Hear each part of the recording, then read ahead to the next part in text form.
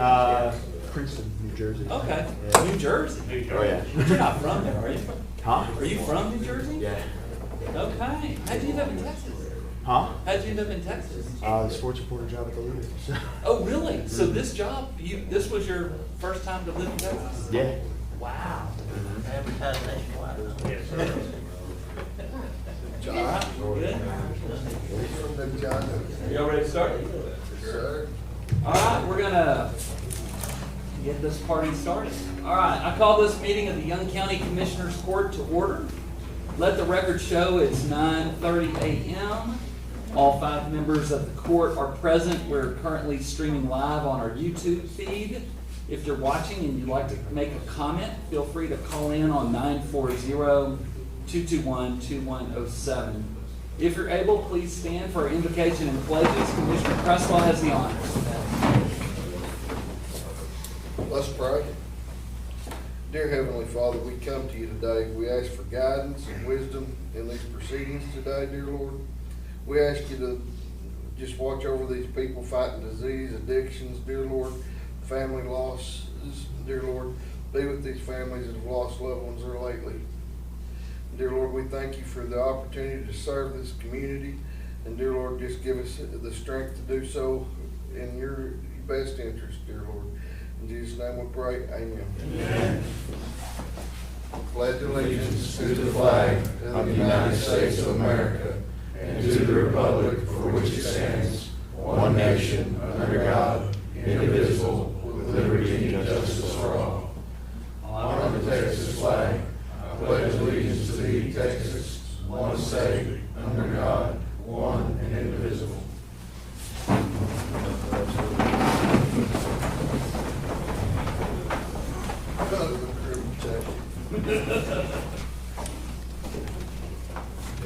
We'll now move to the public comment section, and first, I guess we'll acknowledge that the Commissioners Court is now a crippled court, with 2 of the 5 of us hobbled.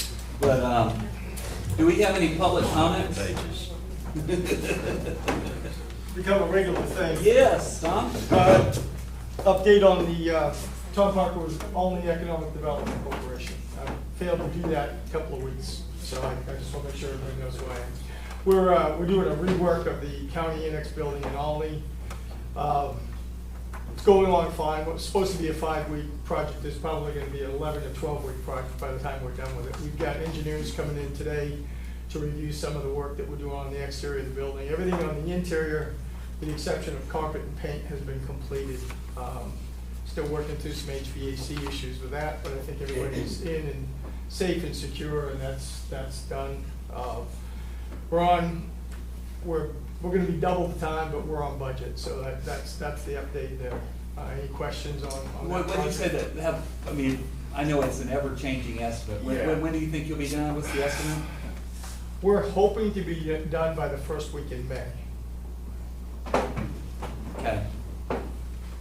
We're engineers coming in today to look at the facade, the cornice that had caused the issue for that main entrance being closed. Mhm. We removed all the loose material months ago. And through further investigation and cleaning and inspection, there's a lot more material that needs to be removed and replaced. There may be a complete redo of that cornice and how that actually will look as we go forward. Okay. It's probably going to be removed. But, any questions on that building? I continue to get very positive comments from, Very good. from Thank the you. county tenants there. They're really excited and happy with what's been done so If far. they're either way, please reach out and let us know so we can address those and make sure that everybody's on the same page, set the expectation. Second item is a group through Jack County, last legislative session, economic development in the counties had gone together to Capitol Day in Austin. Judge Keith Humphreys from Jack County has put together the 29th, which is next Tuesday, to go down as a day to be there, meet with House and Senate representatives and look at House bills that are affecting us regionally and as a state. Anyone from any of the commissioners happy if you can join us, would love for you to make that. I can give you details on how that's going to work. There's transportation and lodging that Judge Humphreys has already secured. Let me know if you have any interest or if there's any questions or you need me to carry anything for you, messages, letters, whatever, let me know. I'm waiting to see what my doctor says, because if I can take, my whole question is, can I shower and bathe myself? That's the question. Well, we've got, if transportation is an issue, we're going on a bus. Okay. He's commandeered a bus. We're probably gonna go individually just and meet him down there, but, looks to be over a dozen people that with the group that put together here and what they've got there. Maybe 2 dozen by the time we're done. We'll see what happens. Represent Young and Jack County. Okay. Okay. Thanks, Tom. Any other public comments? Eric? Thank you, Judge Ford. I just wanted to give you an update on some upcoming events. And we know about, but it's that time of year again. So April 24th, right, not this Thursday, but next Thursday, for the record, Eric Garrity, Graham City Manager. Not this Thursday, but next Thursday. The Graham Regional Medical Auxiliary, their annual Chalupa luncheon, right, coming up. Great food, great times. We're moving the location this year, right? Between the construction and some electrical issues we've had the past couple of years, we're gonna try over on the Elm Street side of City Hall. They're gonna be set up over there, right? We're gonna try it this year, see if it works over there. But we'll still have the Chalupa luncheon, but if you don't see them on the courthouse lawn, that's where they are, right? They're over there on the Elm Street side of City Hall. On April 26th, that Saturday, we got a doubleheader, right? Down at Fireman's Park is the Wyatt Dale, Remembering Wyatt Dale, Family Fun in the Sun, great fishing, great time for kids. And then another event honoring kids, that same Saturday, right here downtown, starting on 4th Street, we'll have the annual Run for the Children, right? So, go ahead. Question. Can we use your stage steps for one of the sets of stages we're putting out? Absolutely. Because I'm gonna go ahead and have another set made for ours, but when we split it like that, we're short a set of steps. Perfect. And so, one more year. Absolutely. Okay, I'll get with you after No problem. this. So those two coming up on that Saturday on the 26th, and then the next weekend, right, that is gonna be May 3rd and 4th, Festival de Cinco de Mayo, right here downtown, right? That's gonna be Oak Street and 4th Streets, right? That'll be another event that started back up, highly successful last year. And then the weekend following, you'll start to see the folks start coming in for the Lions Club Carnival, which is back. Now, this year, we're working with them again. We're gonna try and keep everything they do, all their setup on the south side of the square to not interfere with the courthouse or anything. We're trying that again this year. Okay. All right. And then, they keep telling me that my food truck, the stage roof, will be here. That's what I'm told as well. So, but that, empty promises. Thank you. All right. Any other public comments? I just wanted to give an update, review of crawfish and. Ooh, yes. It's over with. It was very successful, we were very pleased with the turnout. As far as ticket sales go, prior to Saturday, we were about 2,000 tickets sold. I think we might have sold about 300 tickets at the gate. That doesn't include children 12 and under, so it was a packed house in there, but, whenever everybody left, we were in good shape, so, anyway, just wanted to give you all. It was a good time, it was a fun time, no major incidents, or, we were most worried about you showing up. Well, I made it. I know Alan was there, and several people from the audience, I know that they were there too, and I know we had a lot of help from the sheriff's office and Jared, and, I had a great time. It was a wonderful time. It was fun. Thank y'all. Ford held up? Yeah. How'd the Good. parking work out? What's that? Did the new parking work out good? Excellent, excellent, and we've got more room in that parking lot, so that's, Yeah, going down that road, Cemetery Road, it looked like. Definitely it very eased, orderly. yeah, and it eased up the pressure on county crews and stuff like that, so it's good operation. Good deal. Any other public comments? Okay, we're gonna move to the tax assessor collector March activity report. So at this point, she's brought in $460,000 in total fees. And this time, last year, it was $409,000, so she's definitely ahead of pace. Then we'll move to the Precinct 1 Constable report, which is in the packet. 14 citations, 2 subpoenas, 2 writs, 17 precepts, 173 court duty hours, 20 patrol hours, 3 agency assist, 1 motorist assist, 88 training hours. So very, very busy month for Precinct 1.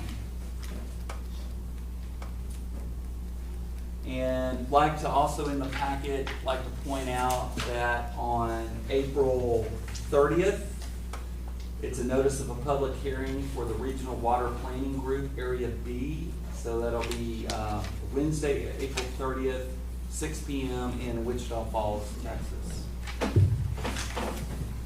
So we'll move to item number 4, which is to consider the county clerk minutes from the previous meeting, which is March 24th, 2025.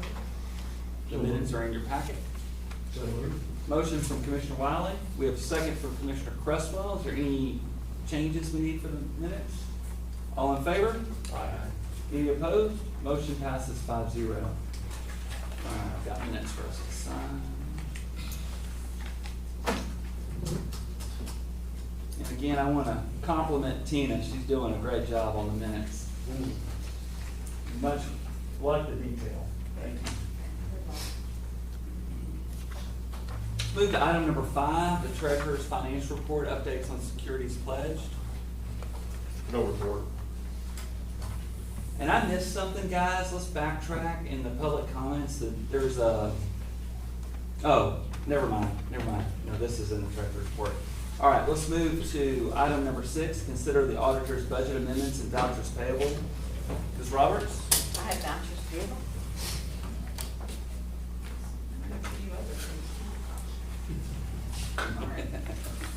Total today is $204,986.93, and out of the general fund is $97,784.24,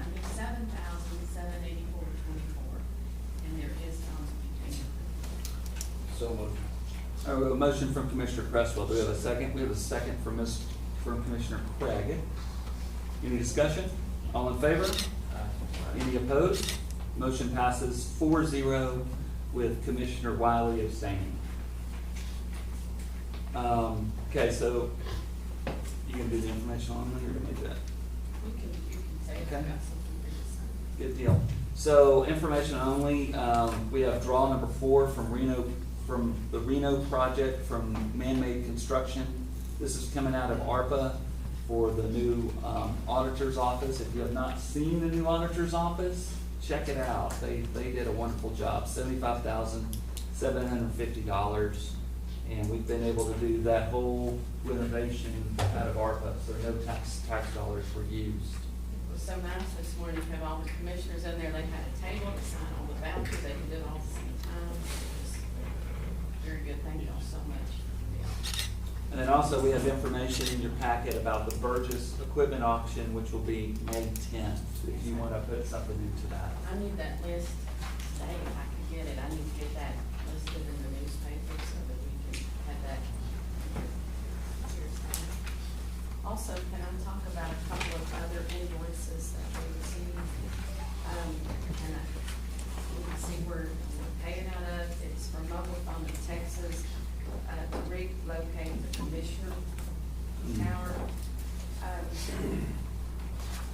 The total of it is $8,761.10. And then for the dispatch, which the city paid half of that one, $6,382.05. Normally, we pay the dispatch, and of course, we did not budget for that in the dispatch. I'd suggest moving money out of contingency into that We could dispatch also budget. move it out of, you could move this also out of the emergency management budget, because we do use it for emergency communications. And I've, with Is there another- knock on wood, we've had such a light fire season that we haven't had the expenses that we've had in the past, that I assume y'all use those radios when we're in emergency situations. So, You use that time. yeah, I'm not opposed to using some of that, taking that out of the emergency Both budget. of these are, How much total is it? it's gonna be around $15,000. I don't feel that there's not much in that. You know what, can you bring the budget in, please? I think we have to look at those. Okay. But then that would limit us because when we talk about some other things we wanted to do after that. We had paid these dispatch tower already, and we're getting, of course, that was on 1,250. They are gonna reimburse some of that since we under their orders. That's, I never remember the civil performance. Yeah, we don't have, let's see, we had $65,000 for equipment.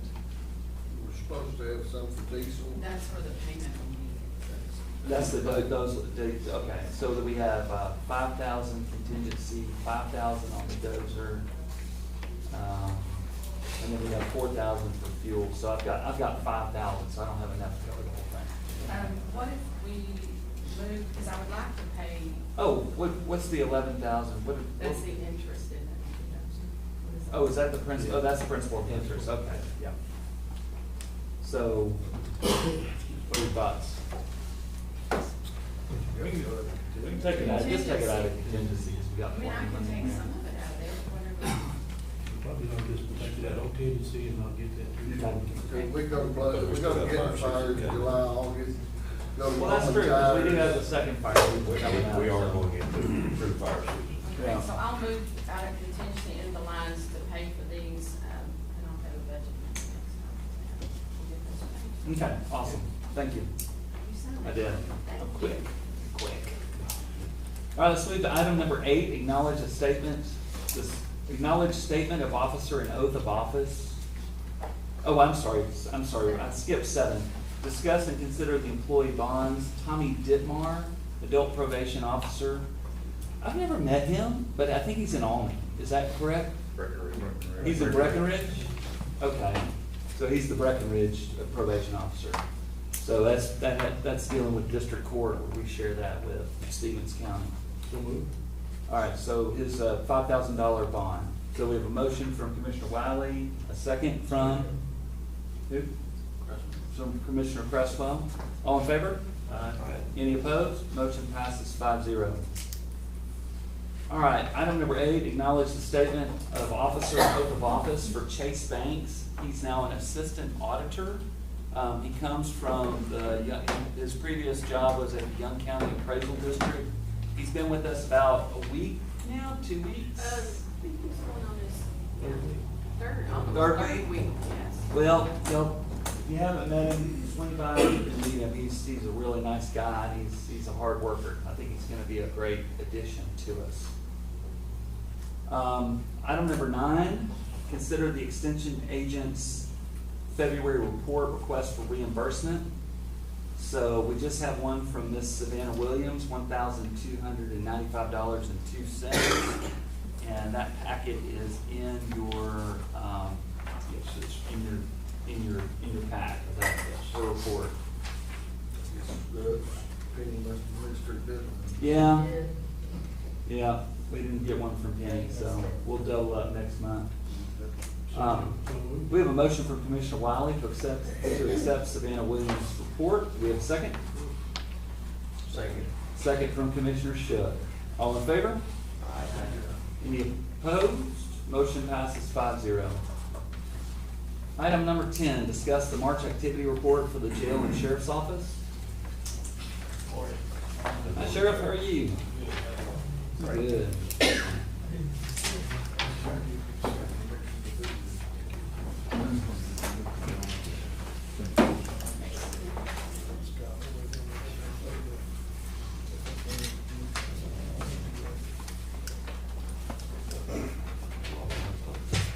Wow, livestock, really livestock. I think with all the grass growing, they didn't get out as much. Or maybe that's what's throwing them out. better ask somebody else.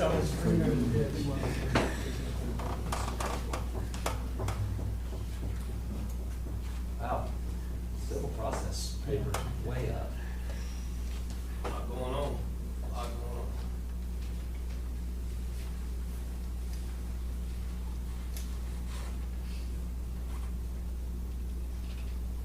Yeah, we haven't had a forensic interview in a while, but I think they're having one today or tomorrow, aren't they?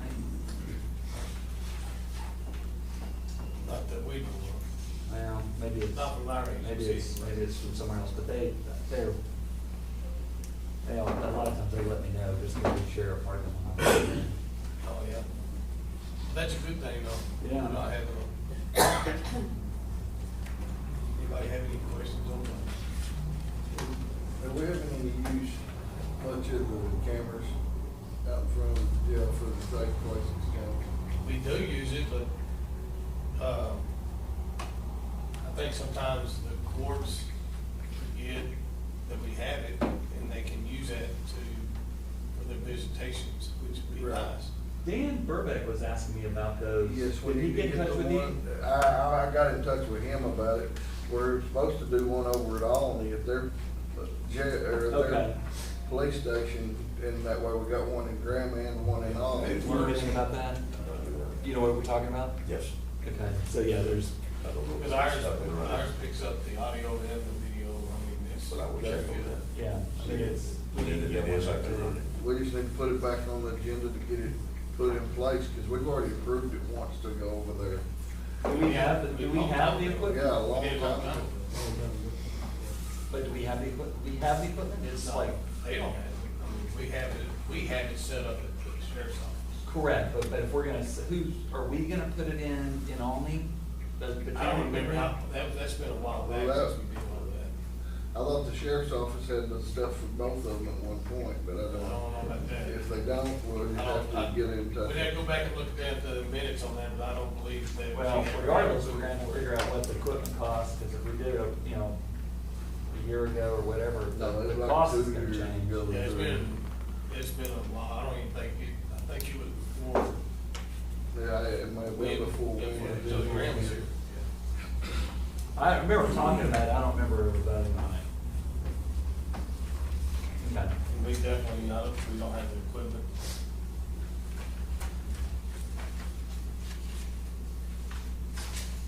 Current population. 60. Need to go get a couple more. Have you made any progress in finding a new We're working on it. county? I did go and, spoke with some people in Dallas County, and I think we're gonna kinda probably pass on that one for obvious, there's a lot of reasons that I did go and went and toured their, mental health facility at their county jail, and I went and toured one in Harris County, Mhm. and learned a lot, got a lot of information from them, some things that we might be able to do here, but, no, as far as the housing out of county inmates, I'm still working on some other ideas. The report didn't have the days from other counties or the costs for other counties. That's all that they gave me. The one thing, as we're getting closer and closer to budget season, if we can't find if we don't find someone else, we're gonna have to consider cutting back the jail staff. Well, Because, that wouldn't be good. no, it wouldn't be good, And nobody wants to do I it, mean, but. we've had 4 ever since I've But been. we need the income. But I that. understand that, but we didn't have any income with that until I started. Right. Well, I know, 2 years ago. but we've kind of built the budget on I it, relying understand on that, that. But, I just was looking through how many days we were getting from them, it's a huge amount of days in the past that we've lost. And it's big numbers.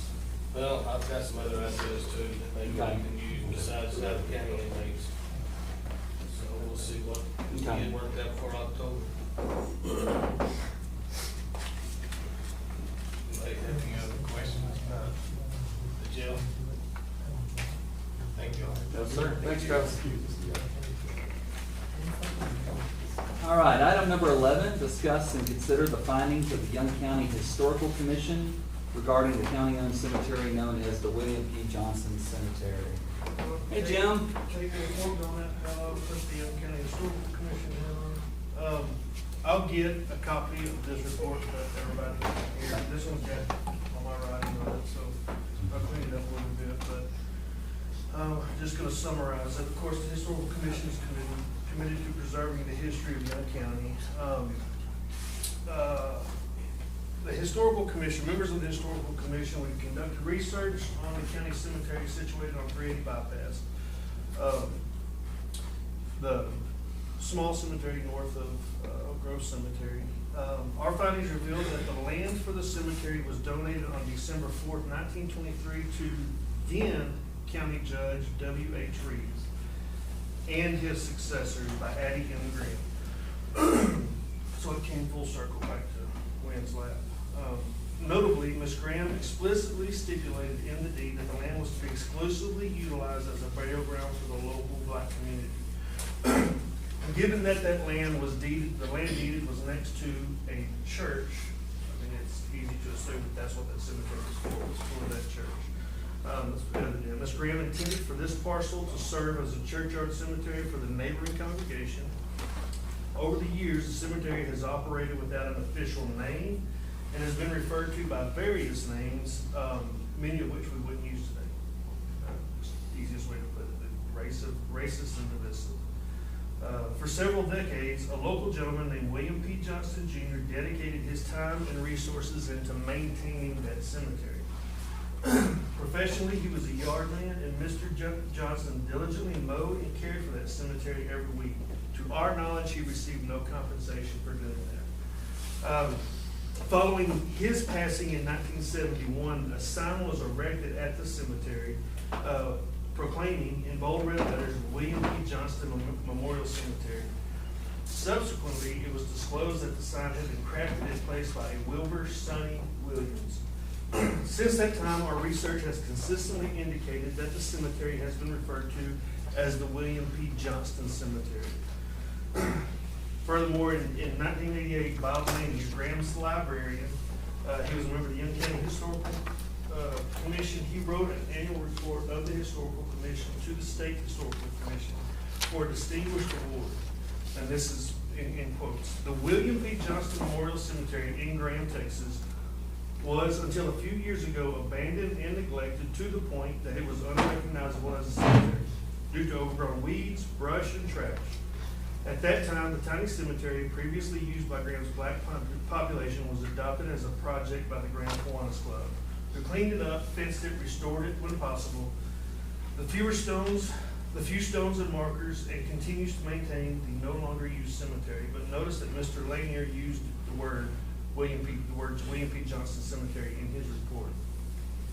That being said, the Young County Historical Commission proposes that the Commissioner's Court name the cemetery on 380 bypass in Graham the William P. Johnston Cemetery. This name has been in use for at least the last 54 of the cemetery's 101 years of use.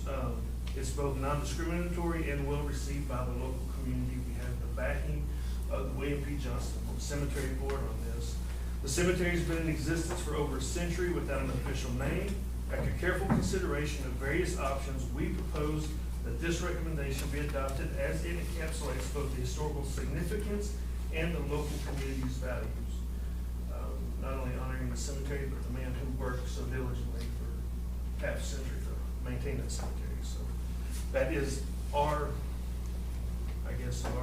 recommendation to the county commissioners. One thing, Jim, I want to just point out, since you mentioned the William P. Johnson Preservation Committee, that entire committee is here. We have Mr. Ernie Jackson, we have Jackie Tate, and I saw LaSonia, I don't see her now. There, LaSonia Coleman's in the back, she's here.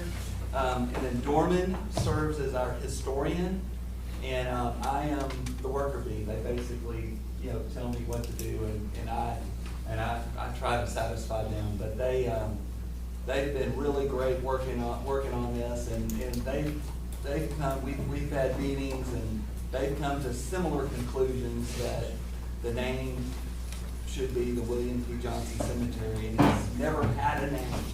It's never had a It's been called a lot of things, but it's never had an official name, and I think it's about time to give it one. Can I make a motion that we act on their, suggestion there? Well, it sounds, And name it the William B. Johnston Cemetery? you can, and, just so happen to have a resolution drafted up. Yeah, go ahead. Oh, yeah, come on. Can you state your name, please?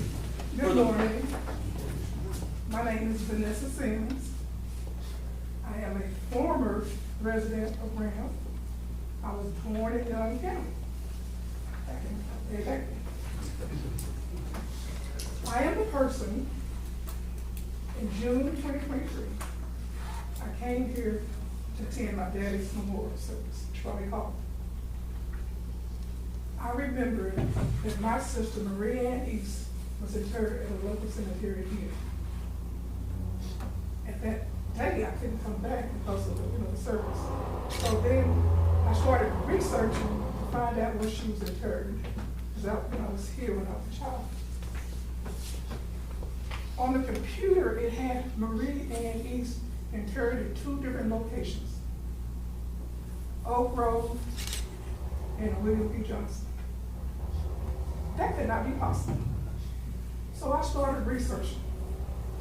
Her death certificate, which Dorman sent to me, the cemetery name was Oak Grove, in parentheses, COL section.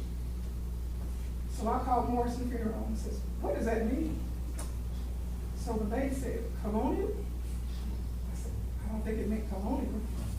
So we figured out it was abbreviated for colored. Okay. So I said, okay. So I continued research. And so that's how this journey began. Until I came to town, Ernie had been working to try to clean up the cemetery. But when I came back to the cemetery, after calling the city, the county, the school district, the central appraisal district, nobody could tell me who was the owner of the cemetery. In 2023, I thought that was strange, because it's either a county, a taxable entity, parcel land, or non-taxable. So I called, and I called, the county clerk can tell you, I called. Dorman started looking, Mr. Aller started looking, Mr. Christopher, which one is he? He started looking. They assigned him to me. Finally, after several months, section of the cemetery didn't sold, their property was sold. Part of the front part of the cemetery where the gated area was tree limbs. It was a mess. When you walk inside that gate area, it was 6 headstones laying right beside each other. And my first thought was, I don't know who this is. No worries. I'm sorry. No worries. My thought was, are all those bodies laid right close together? That couldn't be. That's what started my journey. As a human being, as a descendant, I could not just stand and say nothing. Something had to be done, because that was not right. And when I look across to the other cemetery, it was manicured properly. And I looked at this one, and it was a mess. Just random. Him and I met Dr. Walter. She was an archaeologist at the cemetery. I think it was in November of 2023. My heart was broken. I don't know about how you all care for your cemeteries where your people are born, but that broke my heart. I tried to find out where my sister was buried.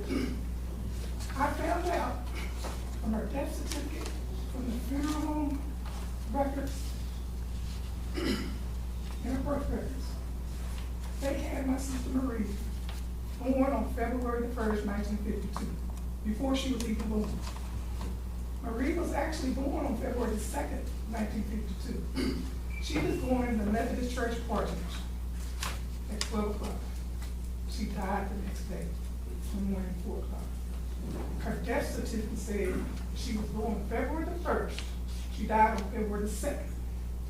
So how could she be born before she was born again, died, and then die again? What do you expect me to do, just leave that alone? I couldn't do that.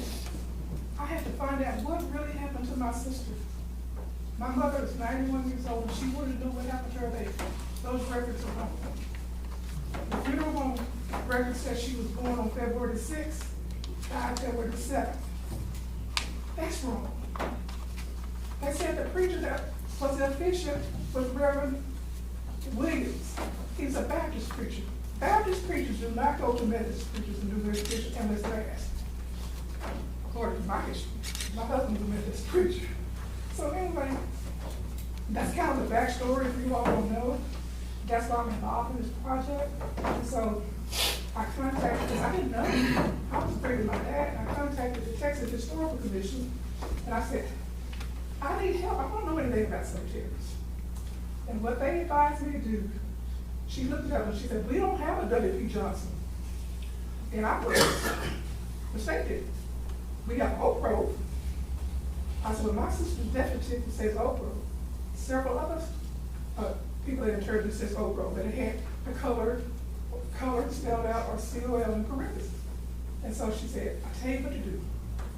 She said, it's over 50 years old. It's a cultural cemetery. Submit an application to preserve it. I did, and I got the records right here. I didn't know anything about cemetery. So I submitted the application to preserve the cemetery. The process is, they do all kinds of research. They contacted Ms. Bullock, the Young County Historical Commission. They contacted him. They asked him questions. We all went back and forth. What stories, what documentation do you have? On May 9th, last year, Texas Historical Commission designated that cemetery as a Texas Historic Cemetery. That's an honor. You didn't have to be a resident of Graham. It could be anybody, any descendant or anybody that wanted to preserve the cemetery. So based on that research, because they do extensive research, they just don't use out a designation. Most of the death certificates, or many of them, had either Graham, Black, Oak Grove, COL, parentheses, or Oak Grove, colored. So based on their research, they gave the designation, and I have it here, and I give the court a copy. They named the official name of the cemetery based on their research, contacted the Young County Historical Commission. They interviewed other people, cited submitted a long application. They gave the name, official name of the state, Oak Grove Colored, Graham Black, hyphen, Johnston Cemetery. They included Mr. Johnston as an honorary name because it was never officially named Johnston. To change the name, you have to submit some documents. The death certificates, I would argue, if you say, and they submitted to the state, and I got this in my records, that the cemetery didn't have a name, we know that's not true. Because you have to submit death certificates to the state to be recorded. Most of them say, or a lot of them say, Oak Grove. There was a section across the street in the main Oak Grove. So it did have a name. And when I hear people say it didn't have a name, you cannot conduct business and file legal documents without a name. It does have names. And I brought some of the death certificates. J.B. Jackson, which is Ernest, is that your uncle? His brother is interred there. He gave me permission to submit his death certificate, which it says Oak Grove Colored. That's just what they did back in the day. Is it right? I can't tell you what. Some people are offended by it, some people are not. But it did have a name. And so when I hear people say the cemetery didn't have a name, it doesn't make sense. All the cemeteries have a name. Especially when you have death certificates that's filed with the state. It has to have a name. if it didn't have a name, somebody falsified those documents. I mean, that's what I would argue. I'm an attorney. But I just wanted to let you all know that I didn't come to this city to be an adversary with the Commissioner's Court. I was just basically trying to find my sister's grave. And Judge Graham, whenever we met in November of 2023, this is what you told me. Vanessa, your role in this cemetery is over with. And we had a volley back and forth that, no, it isn't, yes, it is, no, it isn't.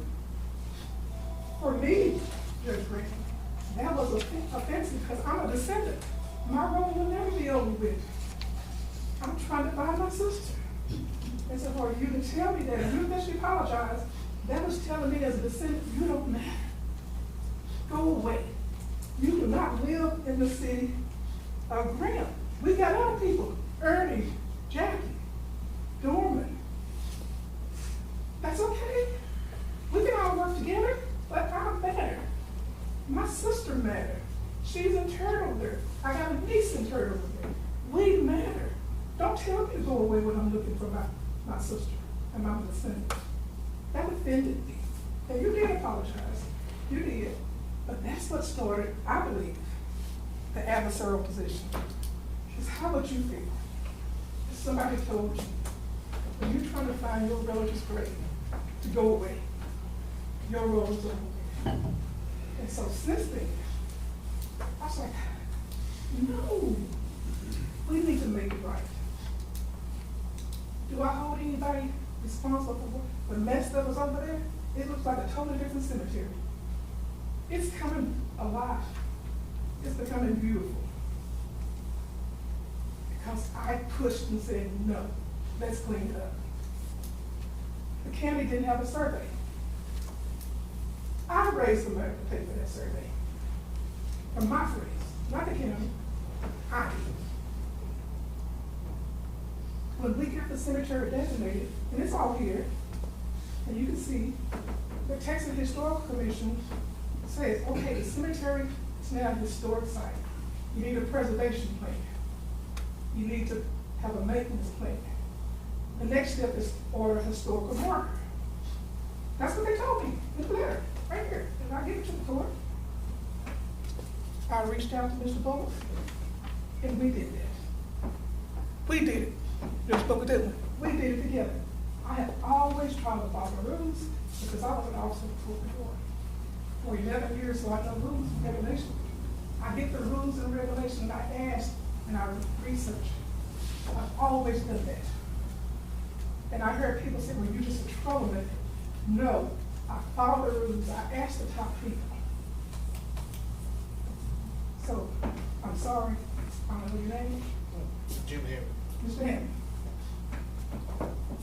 I'm sorry, but that's what your version is and what you believe is.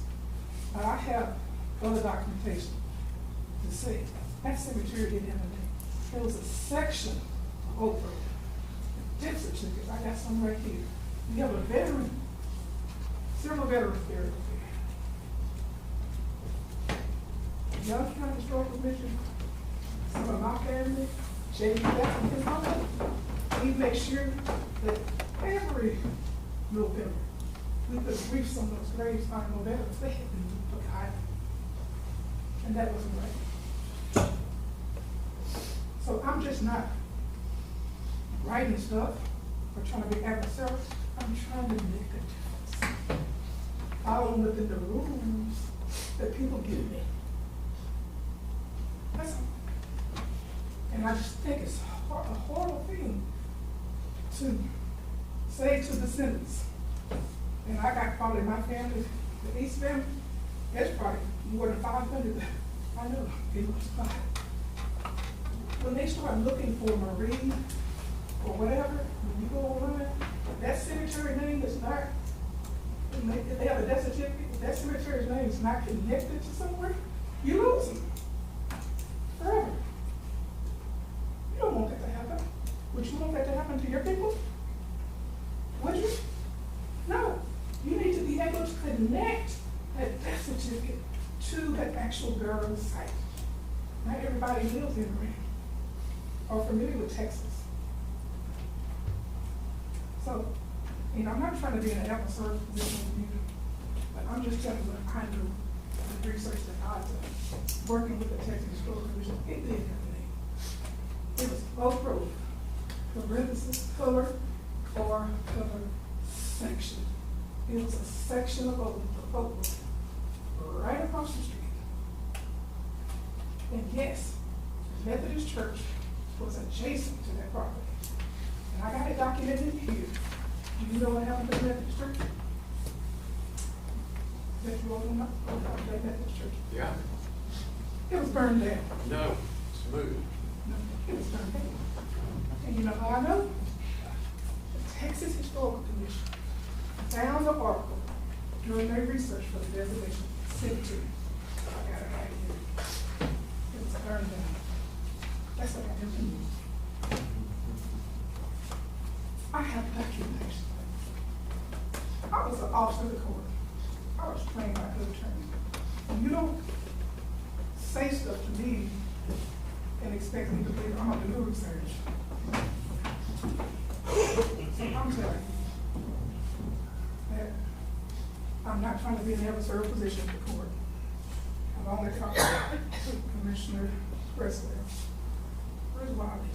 You're Wally. I haven't met you. It's necessary. We know. We're okay. I forgive you. Well, thank you. But you need to include us as a citizen. We do that. Mr. Shook. We finally get to meet. We talked a long time. So anyway, I have these records. So I had to say that because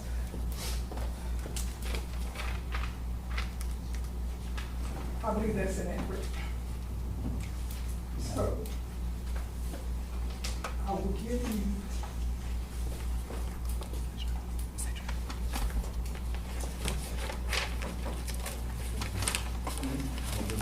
Yeah, we do have 20 other agenda items. Okay, I'm just gonna hand this out. Quinn Mastery. Yeah, Is it please, free? yeah.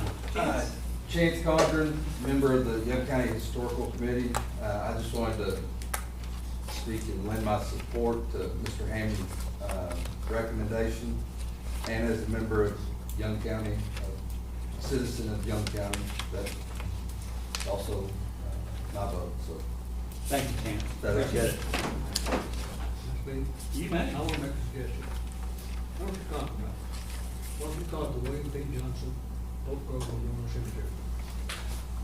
Okay. It covers all the bases, it's only fair. It covers what this lady is right about.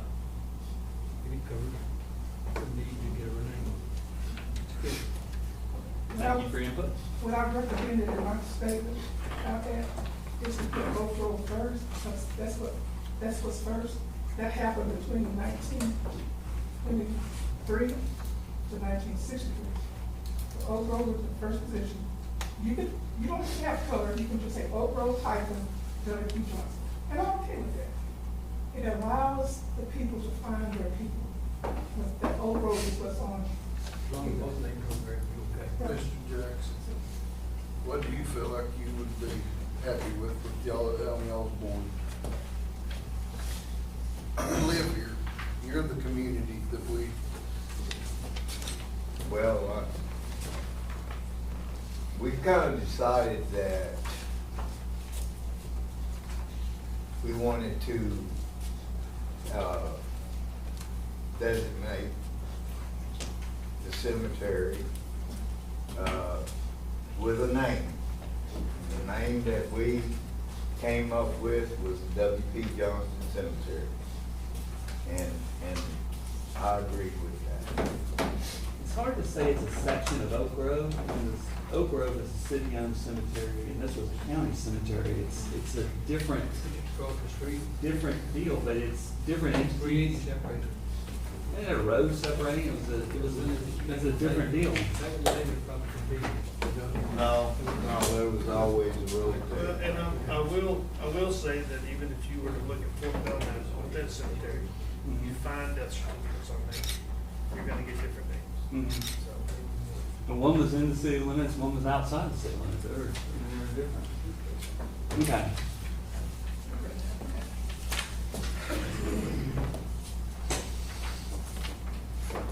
I'm just giving you documents that I received from the Texas Historical Commission.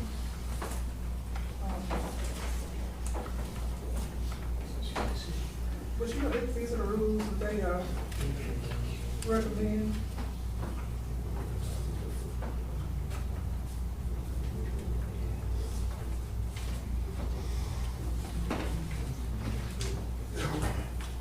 And I just try to stay within the rules and what they give me.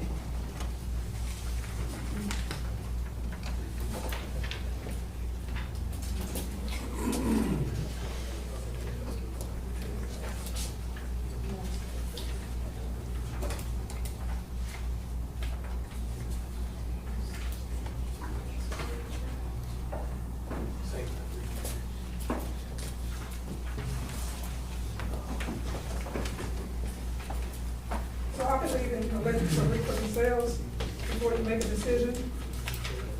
And then I have one more package.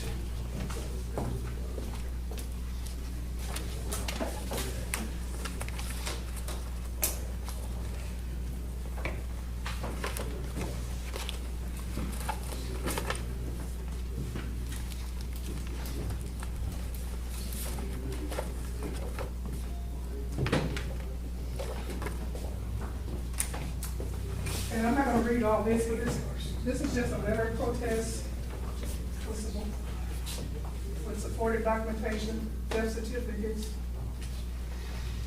an article, just for the community to know the first African-American family in Graham was William and Mary Ann Coleman. They came here in 1880 from Kentucky. The newspaper article attached to the document will tell you, it said A.N. Coleman. She's been a lone member of the community. She died in 1925. She was buried in Oak Grove. So in 1925, she probably was not buried in the main Oak Grove. She was probably buried across the street. So I provided that documentation. She, for our research, is the first African American, and the Graham newspaper says she's the first African American in Young County and the city of Graham. So for that reason too, Ann Coleman, they call her Ann. Her name is historical. The census record says she was here in 1880. The city of Graham was organized in 1877, something like that. 1872. 72. So she was here 8 years or before, or after the town was organized. And I'll read it to you. So when we're talking about a name, this is the first African American woman, family in the city.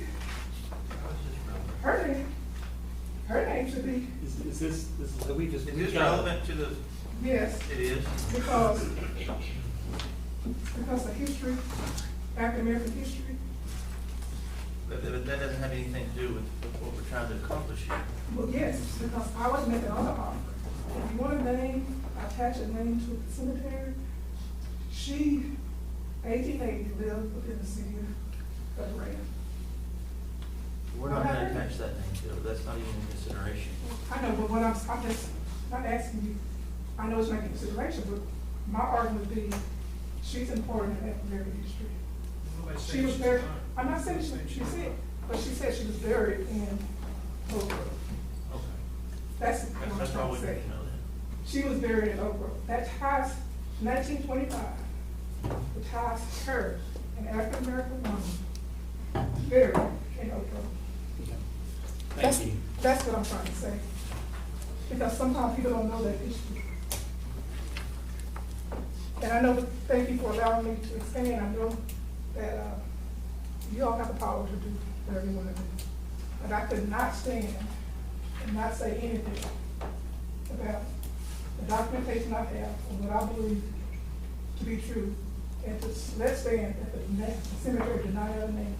It did have a name. Thank you. Thank you. Okay, item number 12 is discuss and consider a resolution number 121, fiscal year 2025. Excuse me, may I continue a little bit here? Yes, sir.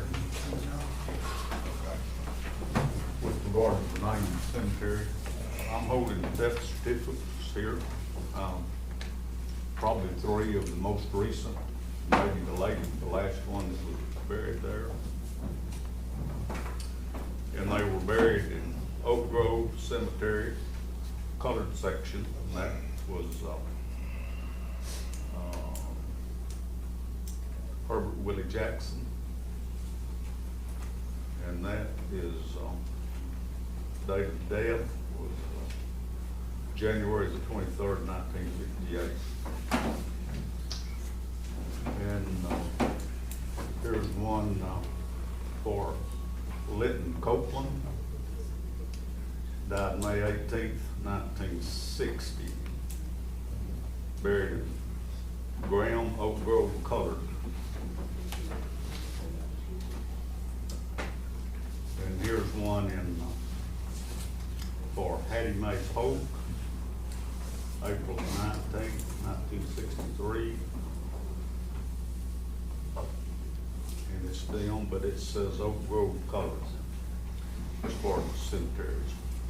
With regard to counties owning cemeteries and operating cemeteries, I think there's a statute that provides, I think it was in the late 70s or early 80s, where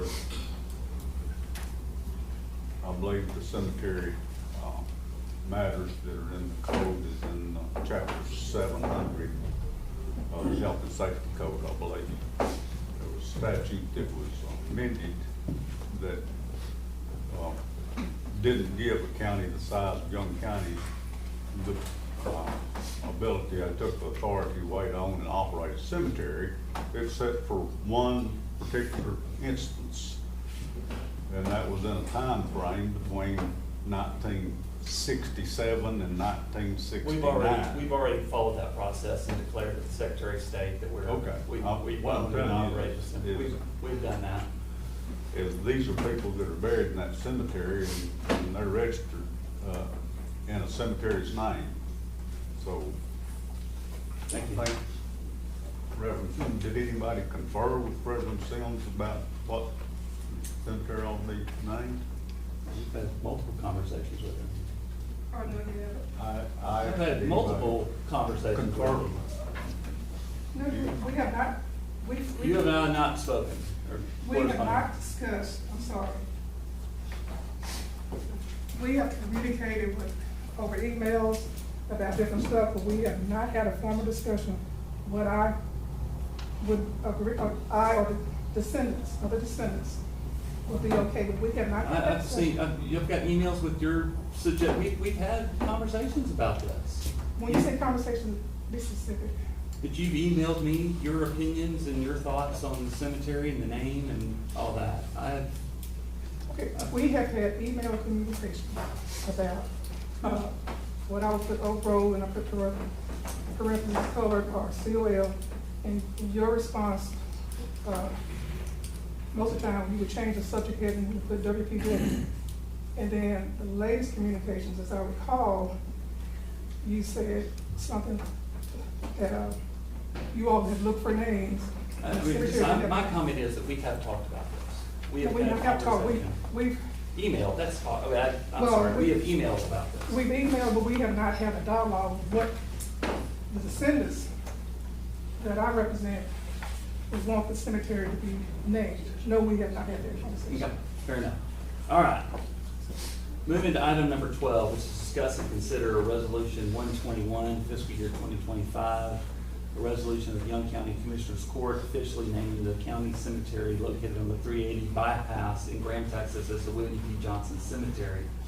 Let me read this. whereas the Young County Historical Commission has conducted extensive research on the county cemetery located on 380 bypass in Graham, Texas, and has provided a formal recommendation regarding its official designation.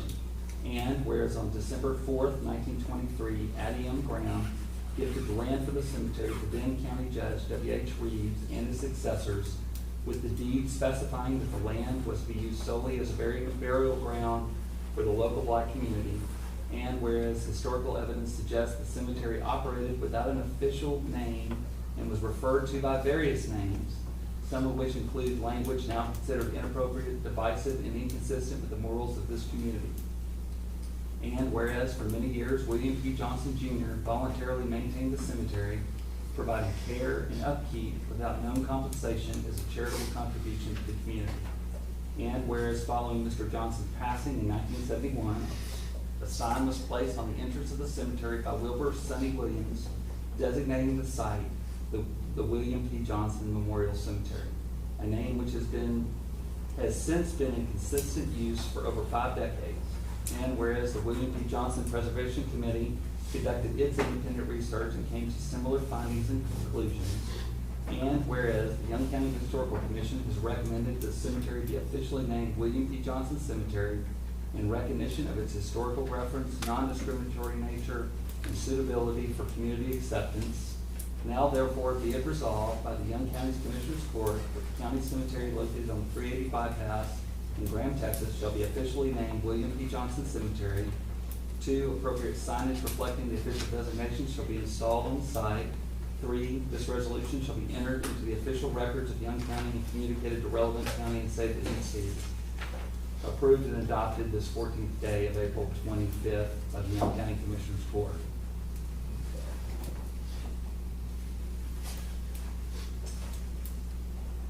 Is there a motion to entertain this resolution? I done made the motion a while ago, but to hear say, I was born in 1974. I have never known it as any other thing than William P. Johnston. I even skipped school and went down there a time or two and hid from the when I was out. That's all I've ever known it as. And I was born in 1974. I'm the same age as your brother. All right, so I have a motion from Commissioner Cresswell, a second all from I've ever Commissioner known. Shook. All in favor? Any opposed? Motion passes 5-0. So we'll move to item number 13, discuss and consider cemetery rules for the William P. Johnson Cemetery. The preservation Preservation Committee, which we appointed, probably in 2023 when we did this. Has it been that long already? It's been that long. We've got a to-do list of things that we've been working on, and one of them is cemetery rules and regulations. This is what we've come up with. Number 1, I'll just read them to it. It's not super long, so it won't take long. 1, historical significance and ownership. The William P. Johnson Cemetery is recognized as a historic black cemetery and holds significant cultural and historical value. The cemetery is owned and maintained by Young County, Texas. 2, cemetery closure. The William P. Johnson Cemetery is officially closed per the order of the Commissioner's Court. No new burials may be made under any circumstances. The cemetery shall remain preserved as a historical site. 3, preservation and modification. No markers, headstones, decorations, signage, structures, fencing, trees, landscaping, or any other object may be added, inserted, affixed, or otherwise modified within the cemetery without the explicit approval of the Young County Commissioners Court. Unauthorized alterations will be subject to removal at the discretion of the county. The Commissioners Court reserves the right to refuse to permit the construction of any stonework or any other items. Upon deterioration of flowers, funeral designs, wreaths, emblems, and other decorative elements, they will be removed without any responsibility for the maintenance being assumed. Decorating graves with vases, bottles, shells, rocks, bricks, jars, cans, images, and objects of similar description will not be permitted and will be removed promptly. The William P. Johnson, number 4, William P. Johnson Preservation Committee. To ensure the preservation and respectful maintenance of the cemetery, the Young County Commissioners Court shall establish the William P. Johnson Cemetery Preservation Committee. This committee shall be appointed by the Commissioners Court and be responsible for identifying, preservation concerns, making recommendation and proposing projects to the Commissioners Court for consideration. All members of the committee shall be residents of Young County.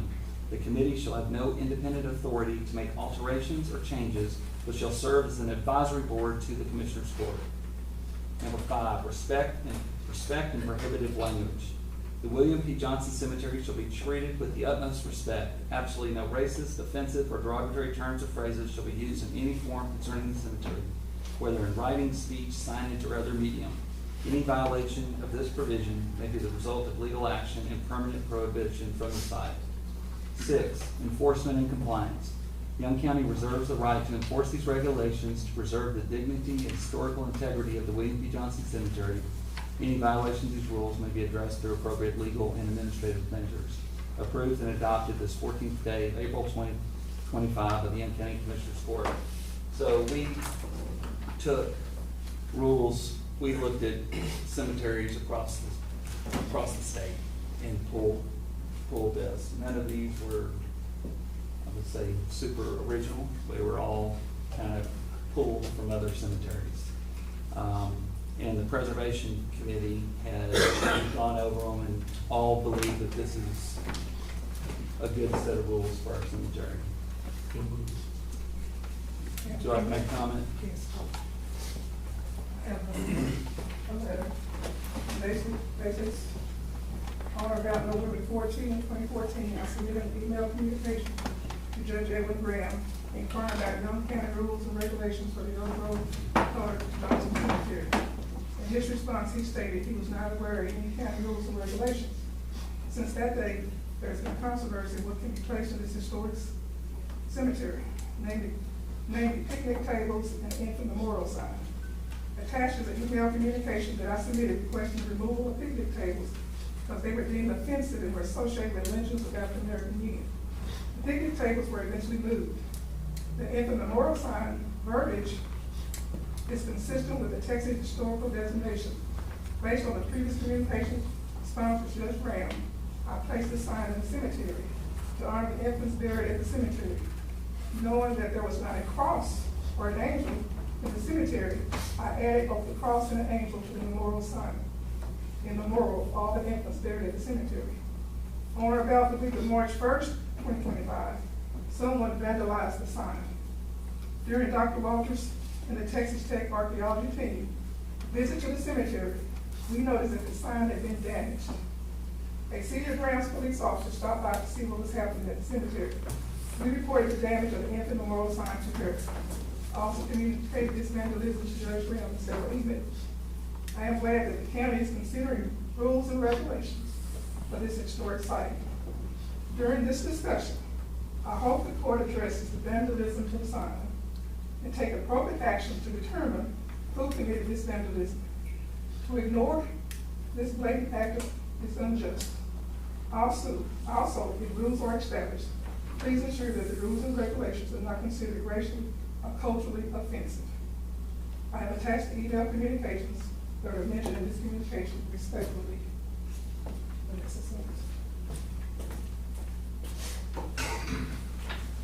So I've looked at that sign numerous times. The only vandalism I see on it is there's a hole drilled into it, but it looks like they misdrilled the hole when they were attaching it to the sign and they drilled another hole right over next to it. Is that the vandalism you're talking about? No, if you will make it down, I'll show you. It had two angels with the cross, with the wings. I had Sign Unlimited here in the city of Graham out there going east. She made the sign for me. She does a lot of oil drill signs, and so she knows what she's doing. They attached these stakes for me and helped me attach the angels. And so there's nothing wrong with the sign on February 17th. By the next Sunday, a friend of mine went by there to take a look at it. The sign was gone. When Dr. Walter and the Texas archaeology team came back March 1st, the sign was returned. It was damaged. One of the angel wings was broken, and it looked like somebody had taken a hammer and hit the center of it. And it's metal, so it's which I have to show you. Okay, I couldn't tell what was wrong with it. It was named, and then I did report it to the police officer. Okay. We have a motion from Commissioner Wiley, we have a second. Second from Commissioner Cresswell, all in favor? Any opposed? Motion passes 5-0.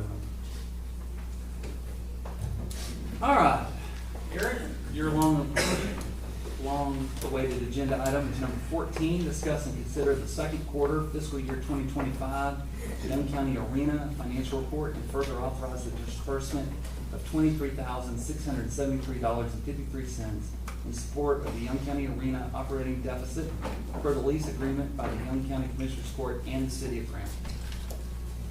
Judge, members of the court, we're about halfway through the fiscal year, and just wanted to give you this quarterly update. We are requesting the amount indicated in the agenda item. As a reminder, the county budgeted $125,000 in support of the arena, and this money is budgeted. If, I think you have it in your packet there, but I'll just review the numbers. For the first quarter, we asked for a disbursement of $28,033. This quarter, we're asking for $23,674.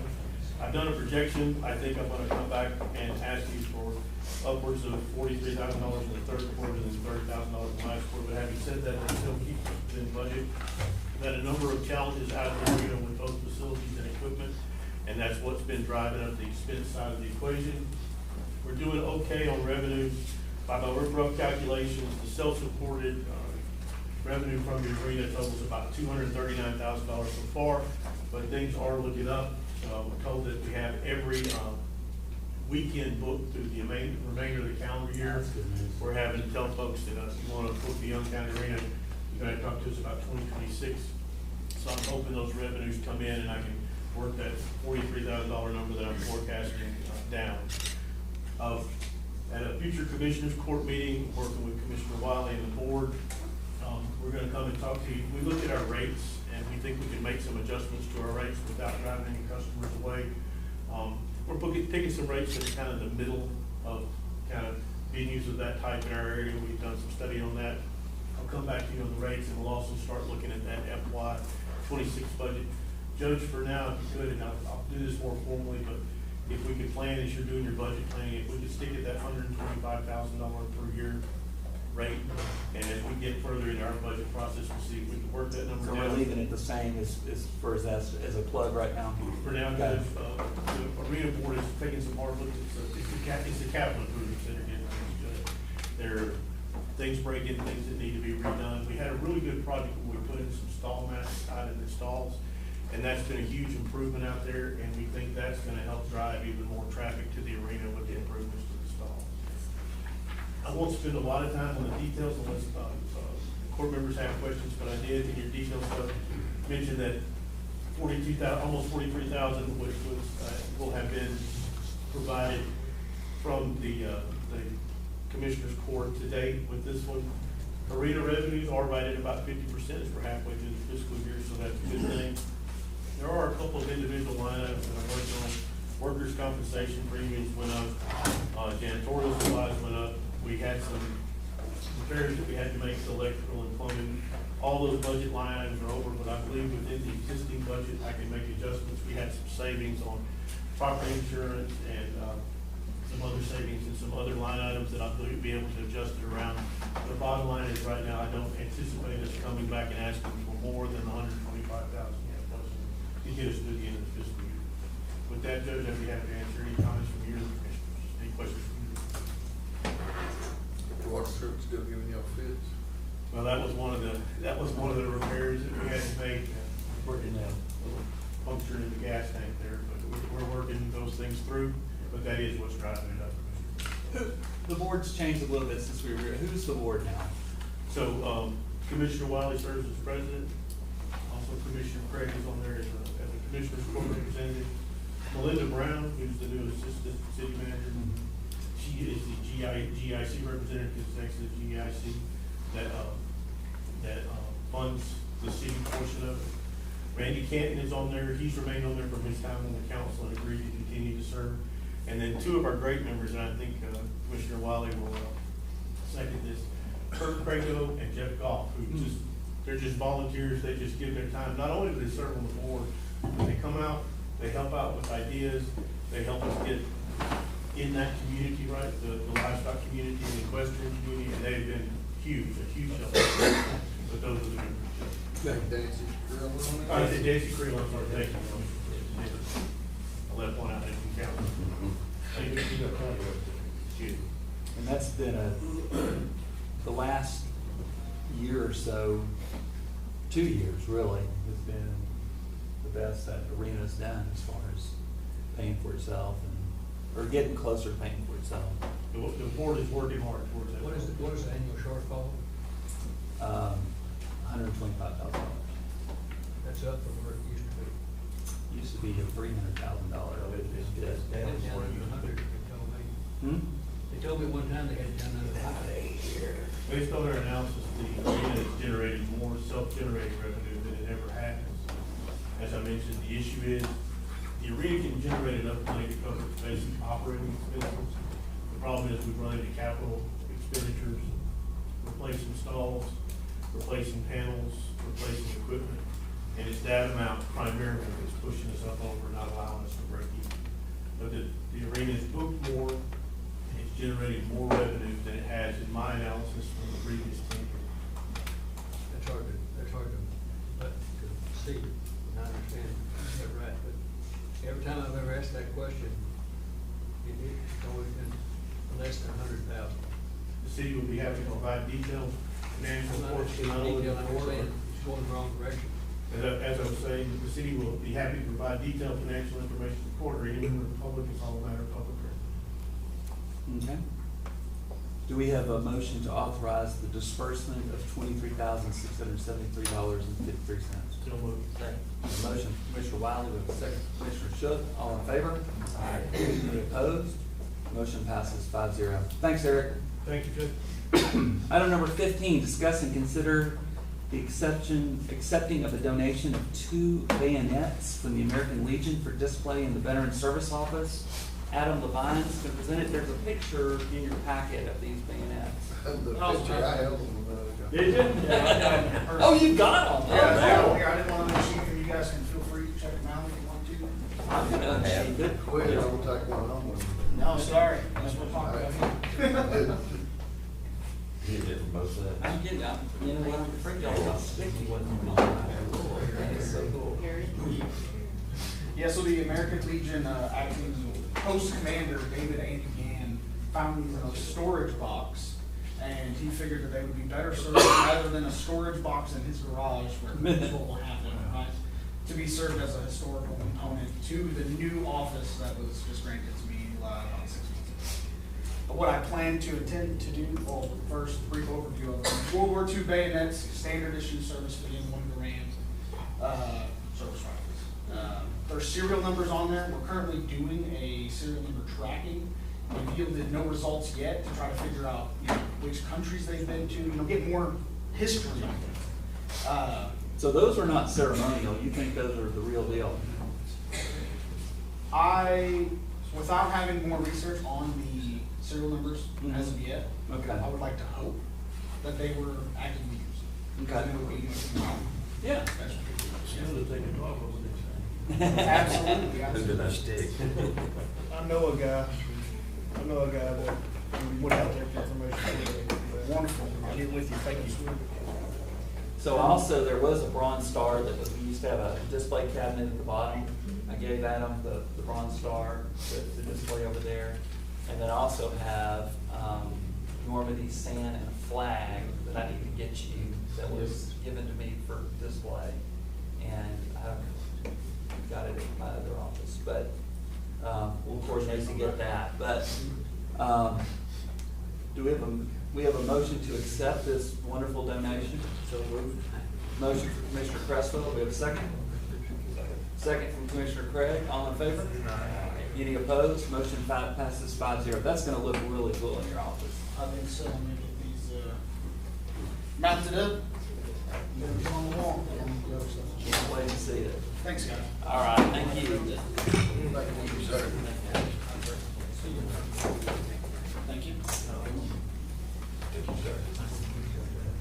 All right, item number 16, discuss and consider the Dapaderas Solar LLC application for a tax abatement regarding a proposed solar farm in Young County. I'm gonna turn this over to Commissioner Wiley. When was, try to go over and review any questions that the public had given us. They did. Okay, so we had several questions that the public. Yep, well, I'm gonna read them to the public though. So we had several, is Mary Ann here? There she is. She gave us some questions that they had, and I'll read you their answers.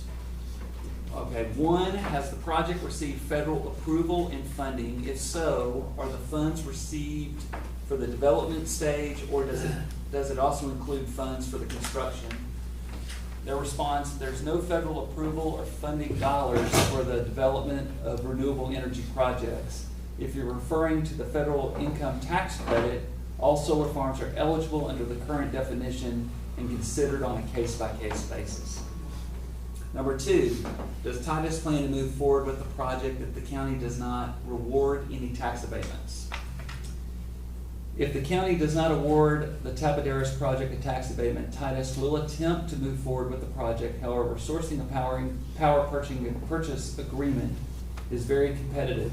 Hence, without the tax abatement, the project will be disadvantaged, reading this from the side, relative to its peer group in other counties of Texas. 3, what are the immediate, intermediate, and long-term plans for the total acres projected for this project or additional projects in the immediate area? We understand the solar company has 2,200 acres currently under lease. However, we know the solar company has approached additional landowners in the area. The company's acreage target is between 2,500 and approximately 4,000, depending upon ongoing negotiation with the transmission service provider. 4, how will landowners be compensated for the devaluation of their land in close proximity or within the sightline of the project? Due to the subjective nature of property valuations, there are no plans for direct compensation for neighboring lands. However, indirectly, Titus spends a considerable amount of time and capital to address the aesthetic aspects of each project we develop, i.e. distance from property lines, visual aesthetics and impact, buffer areas, etc., etc. And 5, are there additional phases to the solar farm planned? 5, no solar farm is intended to be developed. The solar farm is intended to be developed as one phase, and therefore subsequent phases are not presently under consideration. In addition to sending those answers, they sent a report called Critical Issues Analysis, and it's a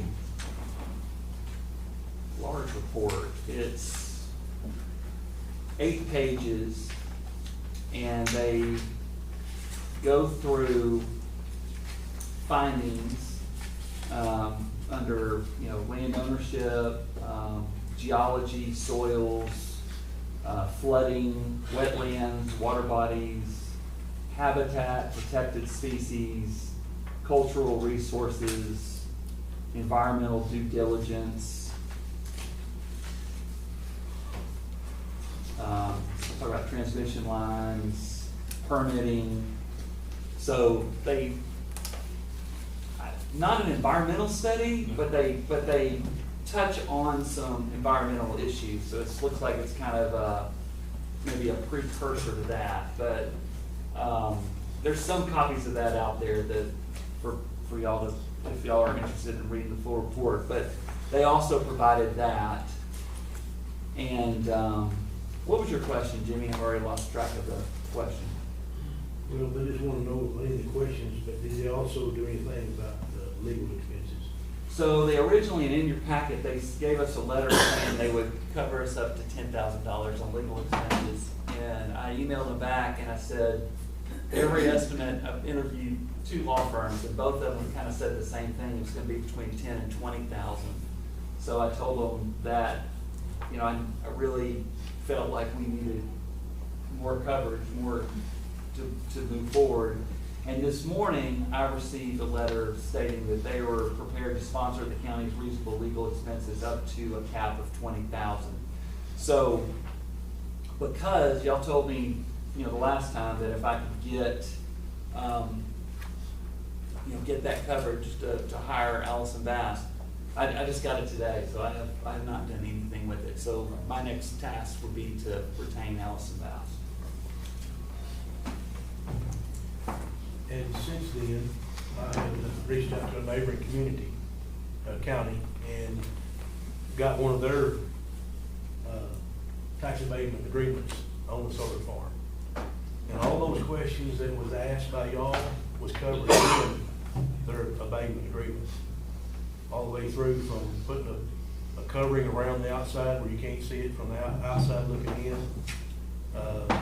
From if it goes south, having a money set aside to be able to put the land back as is good or better than it was.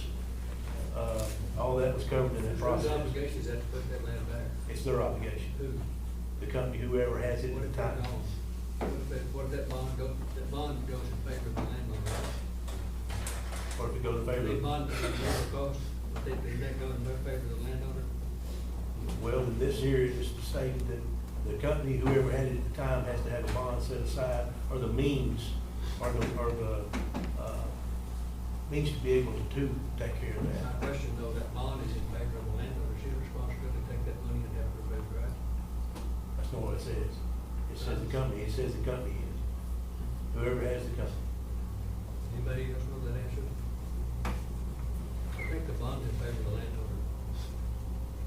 I know in my experience, most of those solar lease agreements, when a landowner does it with the company, that there would be a bond in their favor for if they go belly up, In whose favor? for the landowner. Yes, that's what these are too, I think. And I think that's correct unless Mr. Wiley's speaking of an additional bond that the county was required. I don't know, do you know, sir, was this an additional bond It don't say if it's additional, it just says that it is a bond that requires, that they're required to have in order if they do go belly up or go south or it doesn't work, that they have to have that in a separate account. Too many pronouns in there with these names. He's just reading it off the agreement. I know, but I'm saying. But I'm pretty sure they're referencing the bonds that they have with the If I landowner. push that in, I said, We don't have a copy of the actual bond. Who's gonna do it? Who's obligated? Is this tax abatement that you're referencing, Mr. Wiley, with Titus? No, it's not Is with that Titus. company with Titus? No, it's not with Titus. It's So somebody else. you don't know if Titus can live up to that standard or not? Well, we haven't negotiated that yet. Landowner negotiates. You don't. In this situation here, in this agreement, it has to be put in this agreement, the tax abatement. And it's stated in this agreement. But y'all told us that the landowner negotiates the agreements, y'all didn't do it. Well, when I talked to the attorneys earlier, they said that we couldn't, like, they don't do bonds, just kind of taken across the state of Texas. They have never seen where the county had a bond like that. It's always with the individual landowner. Yes, and that is my understanding of my research as well.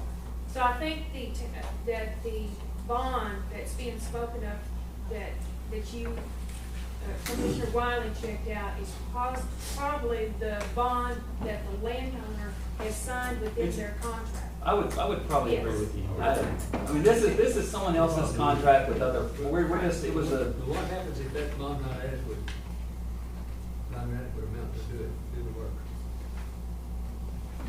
So you're talking 20 years down the road. I think you know the answer to Well, that. you can't see the future. So you think she's gonna do it? It would be up to the individual to see that that bond that they were signing, that contract that they were signing was adequate to cover That's what right, they're. it's the landowner's responsibility, and that's true, but $30, but it doesn't cover. What, 20 years? Then that is a civil Think matter a for little bit civil court. up front. What if 25 years down the road, you got it signed, the contract gone, you got some grandkids somewhere in town, money comes from the bond, they don't even live here, how's that work? You have to be cautious what you sign. You have to be cautious about the tax abatement. Yes, I agree. Whether we I agree. award the tax abatement or not, the bond, the bond that you're talking about doing with the landowner, that's still private issue. We're just pointing out how reckless that is. We're just pointing out how reckless it is. I'm not So sure if far it's as reckless something or not. reckless, I think. It's just being cautious. It's being cautious. You potentially I anticipate. mean, we don't have to give the tax abatement at all, and it can still come in. It can still do the same thing as it says in that letter. And, the deal of it is, you're asking questions that we can't answer because we may not be on this court. I mean, to be honest.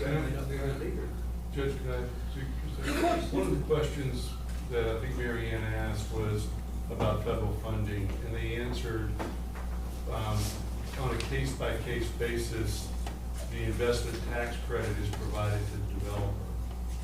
And I think her real question was, would I can follow up. If you don't mind if I could, because I had some follow-up questions. If you don't mind. Thank you. So I'm Mary Ann Montgomery, and I own land in Throckmorton and Young counties. And a parcel of land that I'm very concerned about is in close proximity to this solar farm. It's at a higher elevation and will have perfect view of this solar farm. So they'd have to have very tall screening or very tall trees for this property not to see it. So I have two parts to my question. And so I have, Judge, I appreciate you sending me their answers, but I do have some follow-up questions. And that's what Mr. Smith was speaking to. Has Titus LCV LLC applied and received approval for the tax incentive credit? They spoke about it, but they didn't say if they've applied for it or if they've received it. My second question is, how long has Titus LCV LLC been in business? Per my research, in the state of Texas, that's 2023. It's not even 2 years yet. It appears that Titus LCV LLC business model is packaging and a reseller. I want to see if that's correct. If they just package these projects and just resell them. From my research, that's what it looks like that they do. Number 3, at what stage or phase does Titus start marketing the resale of their projects? And has Titus started marketing this Tapadores project? I'd like to know kind of where they're at on that. For the Titus LCV LLC website, there are currently 11 to 14 projects listed in Texas and 6 others in 3 other states. Has Titus completed any projects to date? From my limited research, it doesn't look like they have. They have these projects listed, and it looks like they're kind of all in the same phase. So I don't know if they completed anything to date. And my last question to them is, what is the status of their environmental study, and has it even been applied for? So that's the follow-up questions I have, and I will follow up and send those questions to you. And Judge, I think the importance of the investment tax credit question, and I think you and I talked about it, that these firms really cannot sustain themselves. They cannot stay in business without those federal and state subsidies, and also the local county subsidies. So if they have not applied and received that investment tax credit, the likelihood of them being able to fulfill any of their obligations long-term is very, very unlikely. When they not, I mean, if they don't get it, they're not gonna build it. Well, that's just it. I mean, I think if you give them the investment tax credit, then that's. That's a federal thing. We don't do I'm that. sorry, if you give them the tax abatement, if you give them tax abatement, that can potentially keep them in business for a certain period of time. But I agree with you, if they don't I do don't that. think, well, I don't think they would have that buttoned up before they built it. Give them something to peddle. Exactly. I do agree with you, Judge, though. If they don't get that investment tax credit, they will not pursue any Man, project. they won't build it. None of They them will will not build without it. Give But something to peddle. it proves the fact that they're not a sustainable business without these credits. And then I know the answer to some of your questions. So they started in 2023, is when they started doing it. It's a 5-6 year process before anything got built. So obviously none of their projects would have been built by now, because nothing can get built that quick. Unless they're just packaging and reselling before the first day the bulldozer shows up. Well, I think once they get the almost tax credits. every project, wind project, solar project, is put together and built by one company and then sold to another. That's how they all are. Well, that's still a question. Let's see what they do. Yeah, I'm happy to do it, but Yeah. I think I know the answer to a bunch of Right, so let's see, how strong are they able to withstand financially? Because if you add up 11 to 15 projects, and the cost of construction for that is substantial money. It's huge money. And this is a privately held company. So some of these projects are gonna fall out, because the money's just not there, even with tax credits and tax abatements. So some of these projects. Well, they did. Another thing he told me is they're working on a bunch of projects, Yes, and they're not going to build them all. exactly. So Who's the division between? the Pena, Robert Pena. Oh, that's that guy, he's a consultant for them, he's not a part of the company. He's the only contact I have. Well, he's a consultant. Yeah, so I want to follow up with some questions for Judge Graham and also for the court. And these are questions that we have and questions for your consideration and to think about. And the first thing I want to start with is Judge Graham. And you've been doing an excellent job as far as keeping the public aware of what's going on with the court with your Facebook posting. So I want to start there. Okay. You had a Facebook posting February 8th, and in that, and I'm just taking an excerpt from that you had met with 2 different solar developers, a data center developer, a green hydrogen plant developer, and a battery storage developer. Could you provide the name of the companies that you met with, and have you met with any of these companies more than once? And has there been any additional, like new companies, that you've met with since that particular posting? So the 2 solar ones, one of them is Tapaderas, Titus, that we're talking about. The other one was a guy who was buying leases. So I don't know who the company was. He was just, he came by to talk to me because he was going around buying leases, and it was on the Bryson side of Young County. So it was a totally separate deal, and he never told me the name of the company. Met with the data center people several times. I talked to them probably weekly.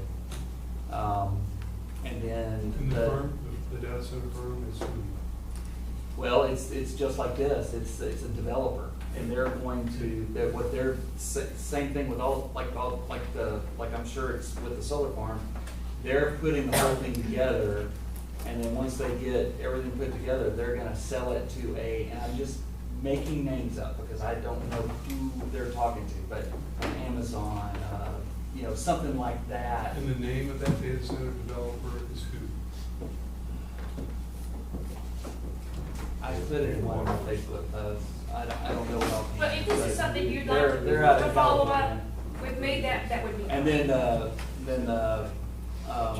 battery storage project, that's out on Cement Mountain Road, which is that's also on the Bryson end. And they're not out of Texas either, but I've got their name somewhere. Okay. But And my follow-up question is, why did they ask for a meeting with you?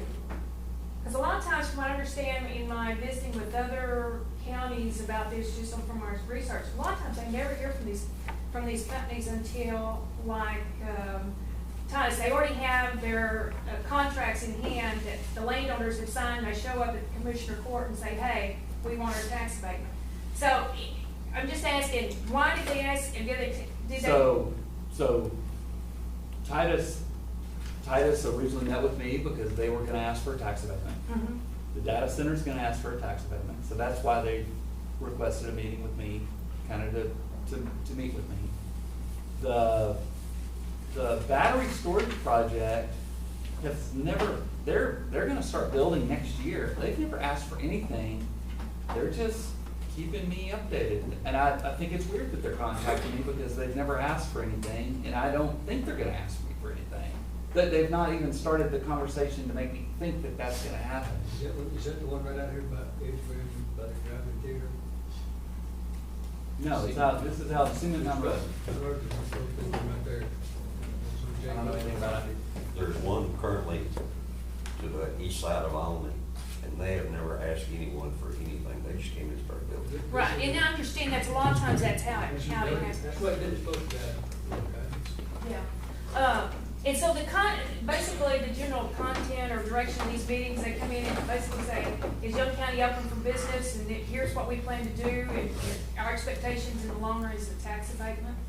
Some have basically, yeah, they're just trying to see if the county, if it's open to the concept.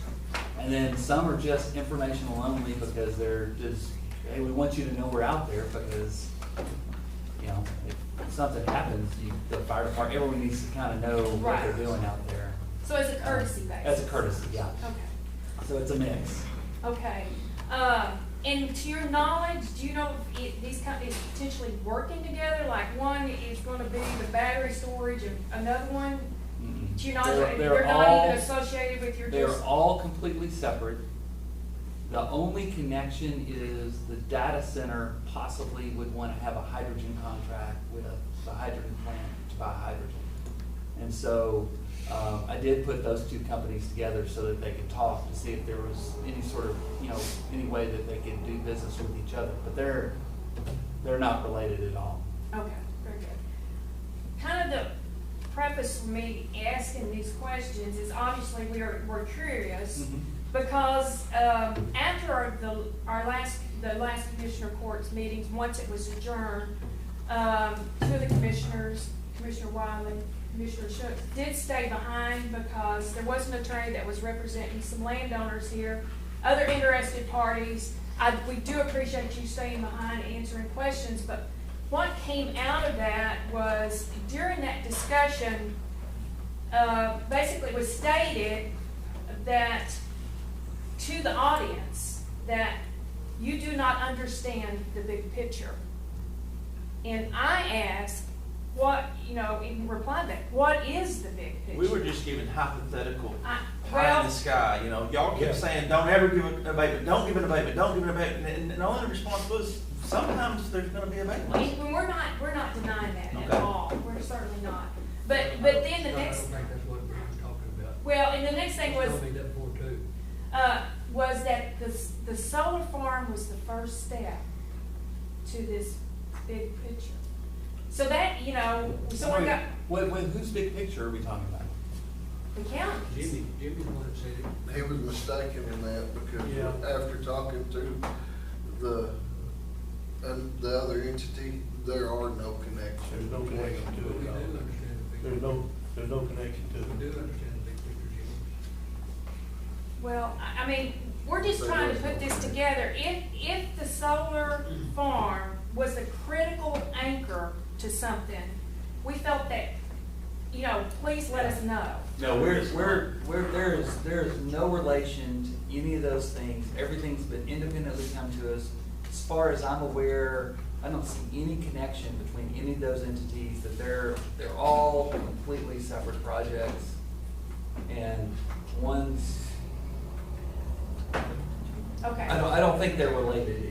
At least if there Except is. for I my don't next see it. question. Okay. Okay, and this is to Commissioner Wiley. I can't remember how this came up, but anyway, it came up. Can I interrupt you 1 second? Certainly. I can say that the only relationship that I can think of is the reason the hydrogen plant wanted to come here was because of it was one of the few locations they could find that had close proximity to a wind farm and for wastewater. So from the city ground, their wastewater, so they can get in their green energy and they can get green wastewater to put in. So that's a relationship that is it's just pure coincidence that they found a spot that was that close together. And then the data center mentioned that one of the reasons that they selected this area was because that they knew that there was a lot of wind power in our county. All those Encore transmission lines, the new ones are coming through our county. And that they had heard that there was hydrogen, and so that they knew that there would be possibly access to get green energy off of the Encore line and possibly get hydrogen, and then also the proximity to also buy water from the city of Graham, the wastewater coming off. Okay. So, but it's just, they just all happened. They're standalone companies. Okay, I understand they're standalone. But they are building on each other. Yes. That was in the original pitch that they put the paper, that was in the first article, put the paper. It's gonna be the only one in the world that'll use green energy and refuse water. But Graham's not unique in that. Holly, Doc Martin, a lot of other places have wind energy next to them. They have refuse water, they have sewer plants. So that's nothing magic about getting here. Not of that size though. A lot of them don't have any, not the kind of water they're gonna have to do what they want to do. They're just gonna take a portion of ours. They're gonna take a big portion of it. Big portion. Almost all of it. Yes.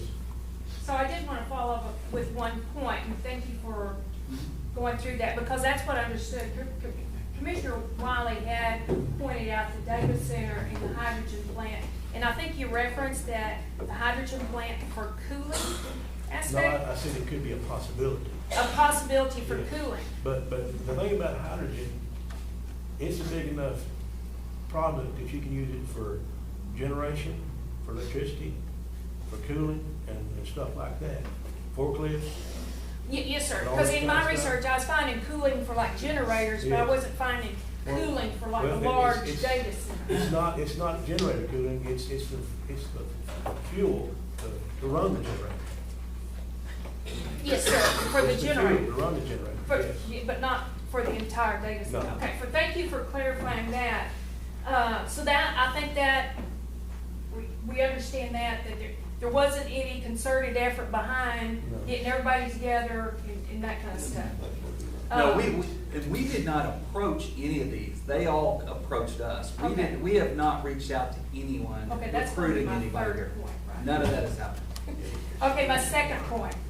Okay, prior to taking a vote to support either a redevelopment zone or a tax abatement, does the court do or have anyone perform any form of a due diligence, whether that be a financial, a performance, referrals, call another county that they're operating in? Do y'all do any form of a due diligence?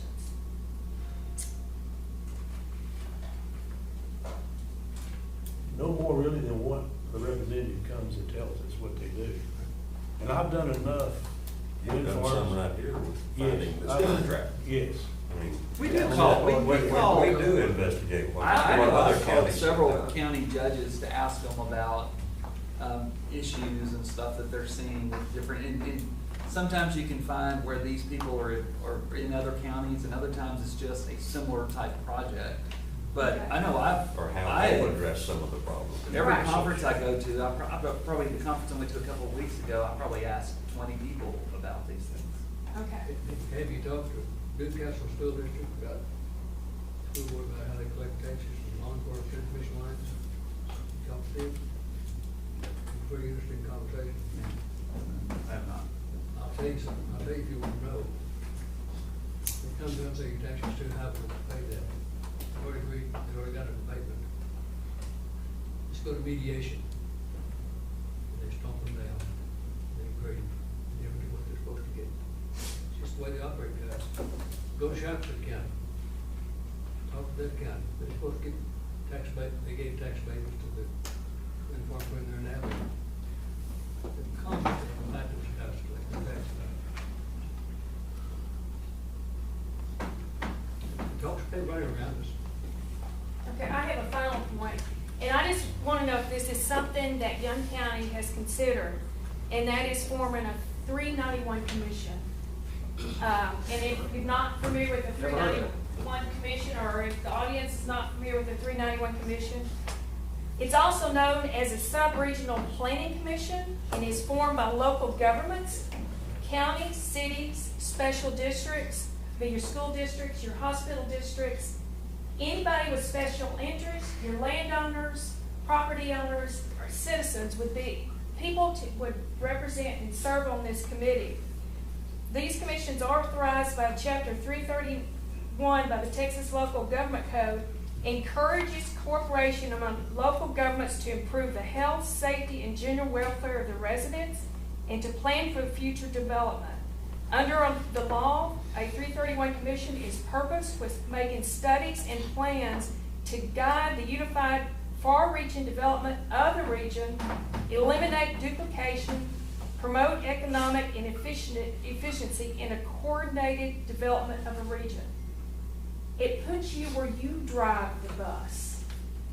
Currently, and as in many counties, these companies are coming to the commissioner's court saying, hey, either they're coming and saying, hey, this is what we're planning, or you just hear about it, but it puts you in the driver's seat. And it's not only the county, but the cities are involved, hospital districts involved, school districts are involved, and other special interests. So I'm putting that before the court to see if that would be something that would be considered, so that it's planned in this community on what would be developing in the future. And so these things about the tax abatements, it's worked through about what the bond issues. If a wind farm gets blown away and the bond company's no longer there, or the company's over there, how are these things handled? So anyway, I just present that to the court as a thought to consider. So thank you. Yes. My name is Bill Smith. I'm in taking over. District. Thanks for having me. Many of you have heard that Haskell County is pursuing a micro-nuclear reactor. Yes. So I took the opportunity to call Judge Kenny Johnson there, and I was also speak with the firm that's establishing that MNR or SMR, small nuclear reactor. I am not an expert, and I have no financial or personal interest in either the firm or frankly Haskell County. But I do want to learn how they're making decisions, what the pros and cons are, and I'm just here to share with you my notes that I got. I'll talk very briefly about the tax abatement, the use of water, jobs, land use, safety, importantly safety, the application, how those micronuclear reactors are used, especially data centers, state support, and then reliability and the supply chain. I'll be brief. First and foremost, Last Energy, the company who bought 200 acres and intends to develop 30 projects, 30 micro nuclear reactor projects in the state of Texas, requires no tax abatement. So if you use a $264 million project and you use the county's existing tax rate, that's $9,696,836. No tax abatement. And Judge Kenny Thompson told me that they were very impressed with that because they have had trouble collecting some taxes from not just wind and solar companies, but other companies that they have provided tax abatements to. He said they also really appreciated the fact that they use virtually no water. Every other nuclear reactor, large-scale nuclear reactor, requires 500,000 gallons per minute of water. These smaller ones, these small and micro ones, 1 gallon of gallon per water per minute. So it's a fraction of the amount of water. Of course, Haskell County is like us. Water is like oil. Jobs, they will commit to 10 to 15 jobs per 20 megawatt this modular design comes in 20 megawatt increments, up to thousands of megawatts. There's modular in construction. They'll use about 100 to 150 jobs during the 24-month construction. And then you can do the math on 200 megawatts. That is, roughly 50, 55 jobs, full-time jobs. The last energy representative shared that those would be very, very high-end oil and gas, oil field jobs. Land use, importantly land use, this is for a 20 megawatt plant, it's 18 acres. It's only 18 acres versus 4,000 acres of absolute land destruction over a 40, 50-year period, plus the restoration after decommissioning. From a safety standpoint, this is the same technology that was developed in the 1950s. It's in all of the U.S. nuclear submarines. There are 300 of these plants around the world working today using the exact same technology. The U.S. Navy has never had a nuclear accident after 134 million miles of travel. That's 5,400 trips around the world. Not one single nuclear accident in the history of the U.S. Navy's use. If it's good enough for the U.S. Navy with that, it's frankly good enough for me. I think it should be good enough for us. It's encapsulated in 12-inch steel containers and buried 35 feet into the ground. They're all modular and individual. They can back each other up, and they can be brought offline individually as well. Great, great safety record. It's actually clean energy, truly clean energy. Their number one application is data centers. They can be placed right next to the data center, and they describe it as behind the meter. So the data center can contract directly with the nuclear plant to get their energy, where it's really, really difficult for a solar company or a wind company to directly contract with their energy, their electricity with the data center. You usually have to go through the grid to do that. The judge told me that the data center that they are working with right now said that it raised the likelihood of them putting their data center by like 70 times because of their plans to put this nuclear reactor. 95% usage all the time, dedicated to that data center. It really improved their likelihood. In terms of the state support, I have a quote here from our Republican governor. Texas is the energy capital of America, and we are working to be the #1 advanced nuclear power in the U.S. We want to usher in a nuclear power renaissance in the United States. So there's a lot of support, there's both legislative and administrative support for nuclear power. That's both a state statement as well as a U.S. statement. Two more final points and I'll stop. It's a very, very reliable energy source. Unlike wind and solar, that is very volatile, and that volatility gets priced in and is a very, very expensive energy source. What meg did you say those plants were? I'm sorry? How many megs per plant? 20 in each one of those modules, and they can scale up to thousands of megawatts. 300 megawatts, 50 to 300. Yeah, and they can actually go beyond 300. Only as a group Correct. set up. Yeah, just a quick reading. Yeah. I like the water deal, that just blew my mind. It blew my mind away too. It But, really did. 1,440 gallons a day. Amazing.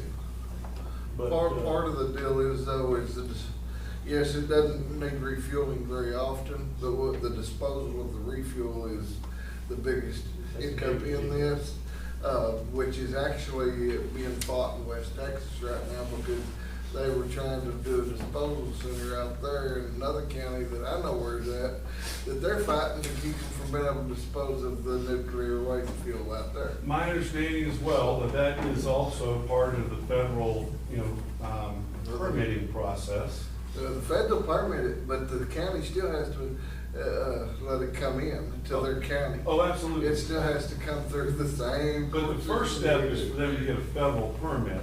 Part of the federal permit is what are you gonna just do with that disposable, waste?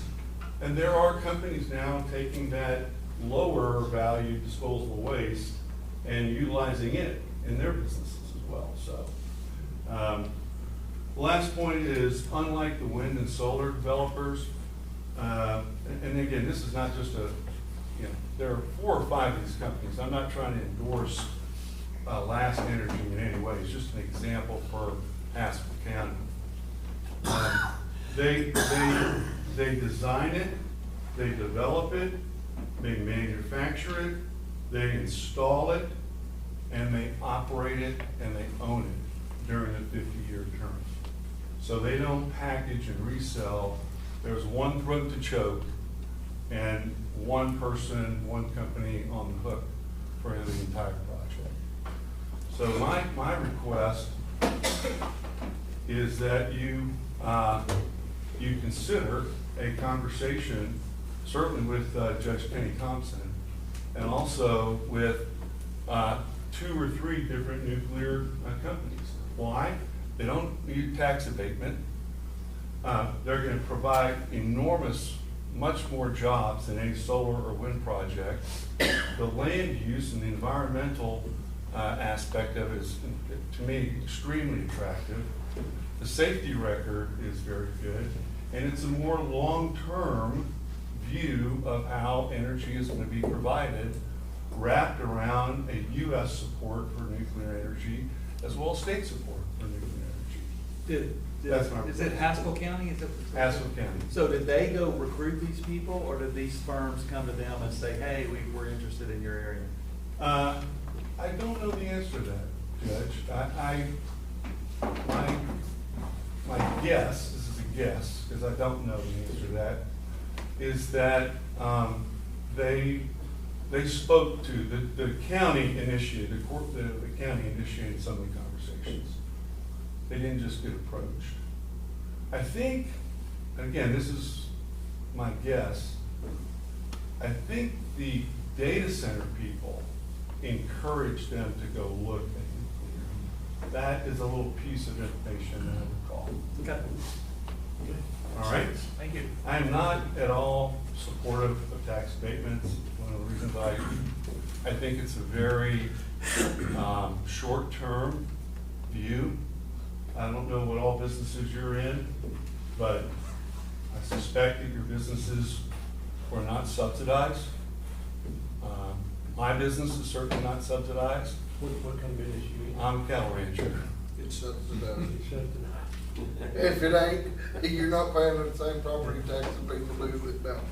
Well, I mean, I'm subsidized, I'm cattle too. yeah, so I get an ag, if you refer to an ag exemption. That's a subsidy. It is a form of subsidy, but it is not the same $141 billion that the federal government provides these wind and solar companies. Would you agree? You're thinking of things like qualification lines that all along. I don't think it's a, Industry subsidized, I mean, we all. Everybody gets an No. exemption on the no, way. not every industry is subsidized. And, Some of them don't deserve it. and I don't think it's I don't think it's fair to other small businesses that don't receive something. Why would you think that Haskell County would be interested in the energy coming to their part of the world and maybe a data center? Why do you think they'd be wanting to come to them? I assume it's the same reason we would. They want a tax base. They want more people. They want to improve the education of their county. they're looking for revenue sources. So- That's the key point right there, that you said. Right. Looking for revenue Jobs. sources. Right, so why would you, again, why would you discount the contractual obligation that someone has to pay you taxes to get them to do business in your county? Without a tax abatement, especially on a wind farm and on some solar farm, depending on where it is, that gives us no voice and no teeth to do anything. That means they can tear our roads up, they can do whatever they do, and they have no contractual agreement with us to do anything. I don't think that's true. It is true. But here's why I don't think it's true. I don't think that's true because you can put in their agreement that that is what they're Don't make an agreement Don't make to an begin agreement with. with them, you can't. Yes, you can. No, Yes, you can't. yes, you can. You're questioning the enforcement law. You can't, you're questioning the If you're on my private enforceability. property, yeah, but as far as. Tommy, just one conversation at a time, just one conversation. You're questioning the enforceability of the contract that you have. Exactly. And that's where we differ. When we don't have a contract, we don't have an abatement. No, I don't know that you can't have a contract without an abatement. What keeps you from writing a contract without an abatement? Don't have no reason to come to the table. Why would they sign Why one? would they Why would they come sign a contract Yeah. with them? They did the same thing to the state out here when they done the wind farm. They didn't have to go to the state for a contract to use the state highway. And by the way, I'm a big believer in property owner rights. If you cut your own deal without a tax abatement on your 2,500 acres, I may not like it. I may not enjoy the visibility. I may not like the environmental impact, but you're a property owner and you get to make that decision. What I don't like is you using our, not just mine, my tax dollars to bring in that short-term industry. But if you want to cut your own deal in that, on your property, on your 2,500 acres, that is absolutely your right. And I firmly support that. I'm not trying to have it both ways here, gentlemen. But how many times have you said no? But we're not giving you a tax abatement. How many times have you said no? If they don't come after the 5th time, maybe you should provide a tax abatement. But if you try at least once and say we're not doing a tax abatement, and that solar farm still comes, guess what you have? $10 million in tax revenue. $10 million. Why not try that? You fix a lot of roads. Seriously, I'm not being, why not try to attract that solar farm to that individual landowner and not give them the tax abatement and see what they do? And maybe they go away and the next guy comes in. And maybe they come in and they do what they want. And then you have no pull at all. And if you live 5 miles down the dirt road, and they come down that 5 miles and tear it all to pieces.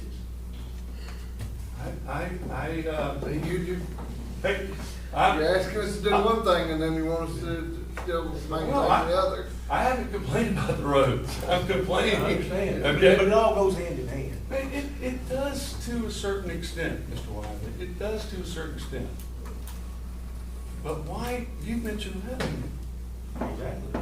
Why not keep the $10 million in revenue on the $260 million project? Well, if you're talking about that project there, You don't need the tax abatement if they're gonna pay the full tax burden that the state of Texas, by law, asks you to administer. yeah, but at the same time, the difference between a solar farm and a wind farm is the rate that it depreciates.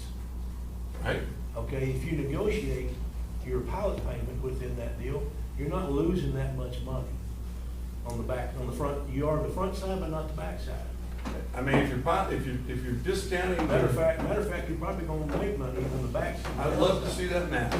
I would love to see the break even of that math.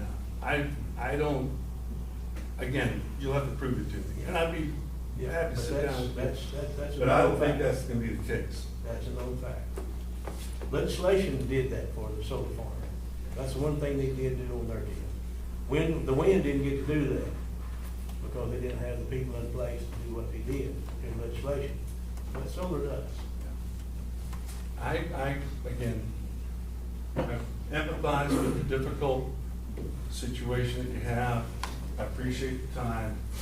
I just want to make it painfully clear about my feelings about that. Well, here's the deal with me. I'm trying to sit down, Judge, but no. I just want to say this one thing. If I'm looking at a wind farm coming in and an abatement there versus a solar farm, the wind farm's more long-term than the solar because like Jimmy said, you've got a 10-year lifespan that they actually placed on those things to where in 10 years, a solar farm is absolutely worth nothing to you as a tax write-off, as a tax.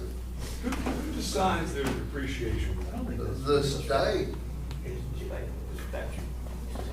It's negotiated at the state level. Yeah, but right now, they're doing in 10 years, they devalue from, I think they lose 75% value. at least 75% value. That's what the pilot schedule from the county says. It's a 25% remaining value. Right, so you gotta look at each one of them completely different. I don't like the solar at all, but that's my opinion. Yeah, I'm indiscriminate about solar or wind or anything else that receives a tax abatement in the county. So either one for me. Are you saying the solar companies don't get to depreciate their property? They get it depreciated so fast, there's nothing left if you give them 100% abatement, like, in my opinion. So you don't get, and me, I don't see where a solar farm would get 100% Depreciate on the abatement. same rate as the wind farm. No, nowhere close. How long does it depreciate over? The solar, How long is it over? At least 10 years. I'd have to check. that's that, 10 but years. It is According a to different the rate. document that was in the public record, it was 10 years. It went down to 25% value. 25%. Yeah. For the solar. For the solar, wind holds value a lot better. The wind has the same schedule according to the county records. It's 10 years. Well, I mean, they have the same, they ask for the same abatement. The tax abatement's getting longer. Yeah. But they still hold their value longer. So my short-term request was that you at least go talk to the other micro or small nuclear reactors, and you reach out to other county commissioners or judges about their thinking on nuclear reactors. Thank you. Thank you. Do we have anybody else that wants to speak? I've got one more comment. Sometimes my words come across real sharp.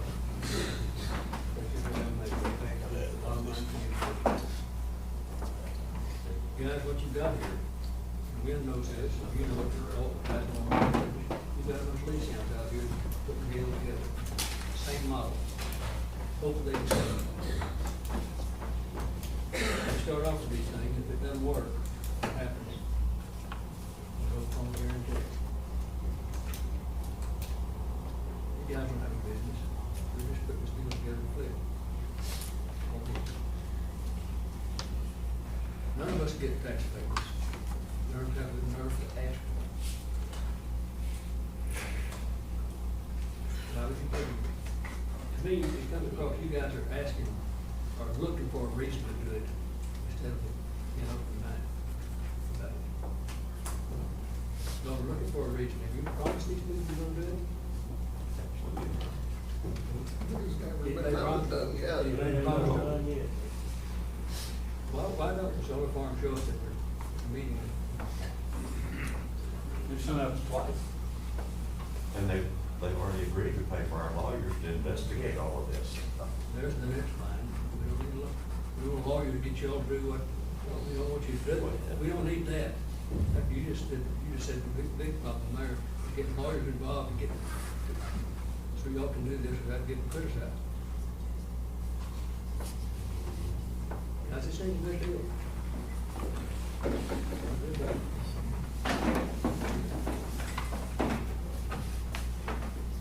I'm Arwen Johnson. I'm a landowner out we're next to this proposed solar farm. And I want to add on to what Tommy stole part of my thunder. But the last time the solar farm people showed up was February the 24th. That's when we asked all those questions. And a lot of those, and some of the ones I asked him about the placement of these batteries, the different sound levels of those have never been answered. They haven't showed up since. There hasn't been one positive or one landowner that's made an agreement with these guys that showed up and supported this thing. They just sort of sit back and wait for you guys to make your decision, which it appears that you've already made it, that you're gonna give them a tax abatement. You're gonna take their money and give this whatever zone, whatever that does, and I don't know what reinvestment zone. Why should we do their business for them when they don't even show up and push the thing? What we have to do here, that's part of our process. If we choose to give them an abatement, that's part of the process that we have to do. We have to do the reinvestment zone first. What does that do? What does a reinvestment zone do? The reinvestment zone establishes where, whatever they're gonna have out there, the solar farm is gonna be, that's the area which it encompasses. And where that encompasses is what we have to do. We have to have a public hearing on that to establish a reinvestment zone. And once we get the reinvestment zone established, then we go forth with the tax abatement instead of whatever. The tax abatement is good. It goes up to 10 years. But we've had one here with a wind farm here, it was 7 years, 6 years. We had one at that rate. It all depends on that point right there. This county here that I've got this from, that I reached out to a fellow commissioner to, and also a judge, they're doing 10, but they're doing a pilot payment on top of that, depending on so much money per megawatt. Same way it is with the wind farm, is what they do. All right. So the reinvestment zone has got to establish a certain area, right? Yes. Okay.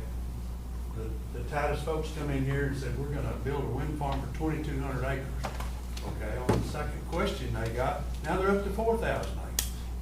So have they set the boundaries No, sir, of they this haven't. 4,000 acres? No, sir, they haven't. Then how can you do a reinvestment zone? We cannot do one until they tell us. Okay, you need to table this thing and wait till these people come up and fess up what they're trying to do. We are not Yeah. to give them one at this meeting at all. No. This is all discussion. Just lay it Everyone, on there and to it's not discuss. even close.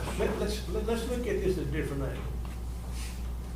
Out there across next to one of my places in Loving right now, they've already got a talk of an 800 acre solar farm out there.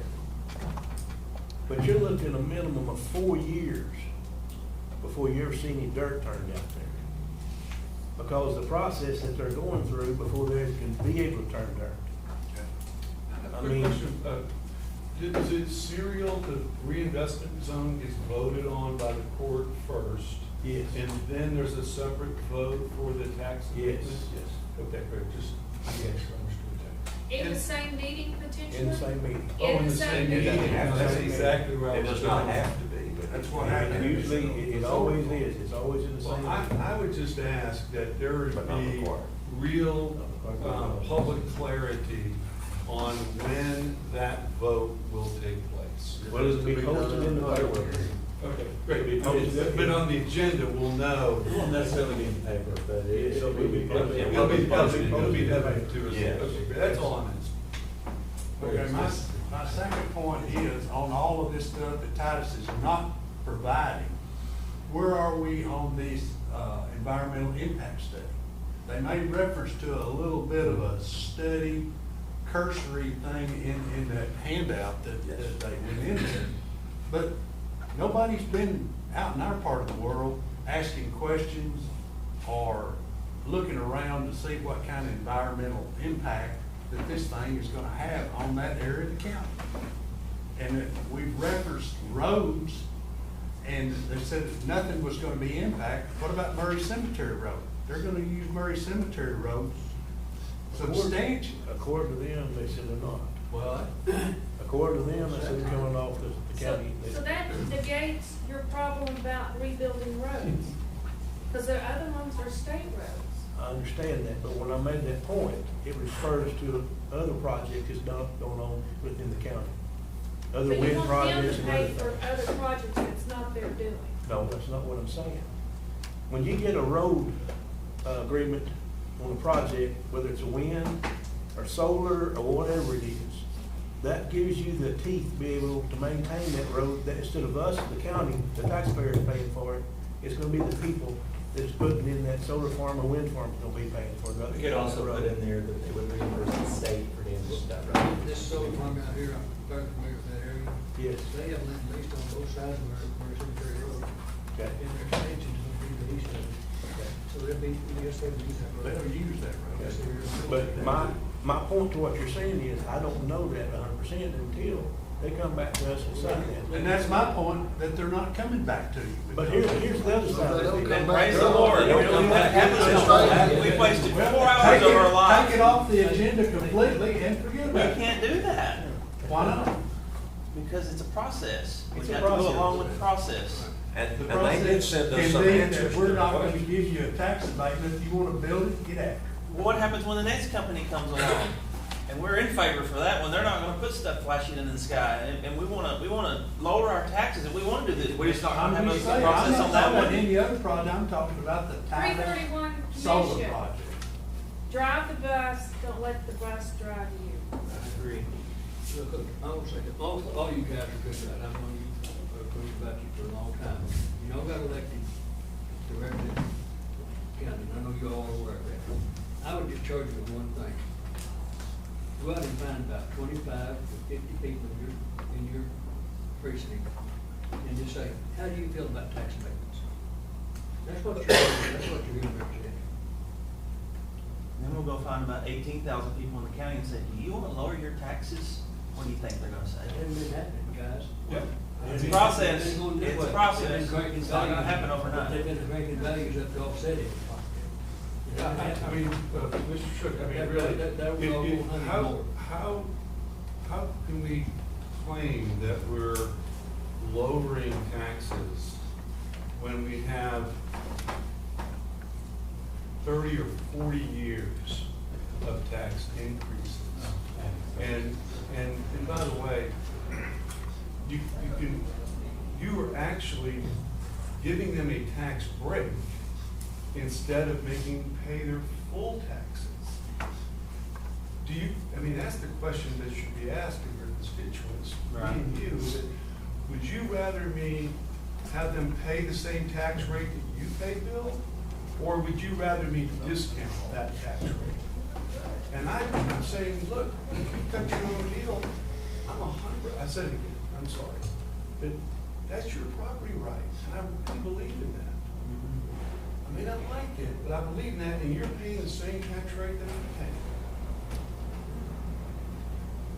But Try it. But at the same time, Haskell is searching that deal out because one reason is because how much farmland do they have in that Haskell County? It's only 200 acres that they're using. No, sir. No, how much farmland do they have in Haskell County? A lot. Large, big farms in Haskell Right. County. Okay?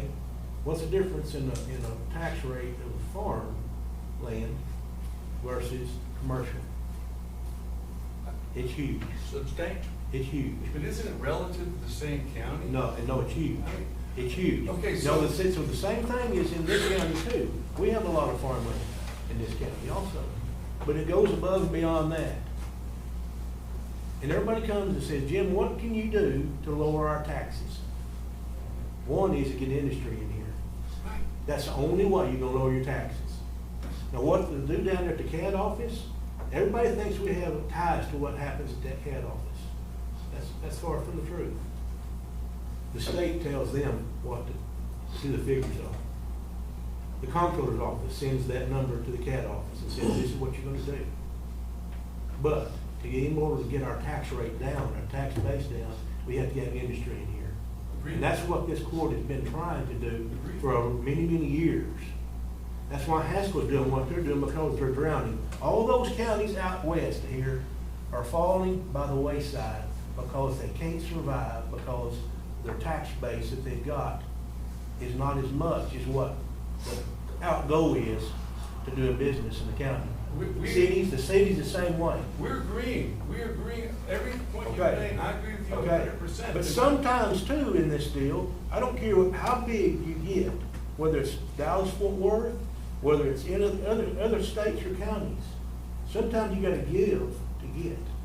And that's where we differ, my friend, Mr. Wiley. Okay, I let me don't ask you think- another thing. just saying, again, have you said no, sir? Have you said no to anyone yet and had them walk away?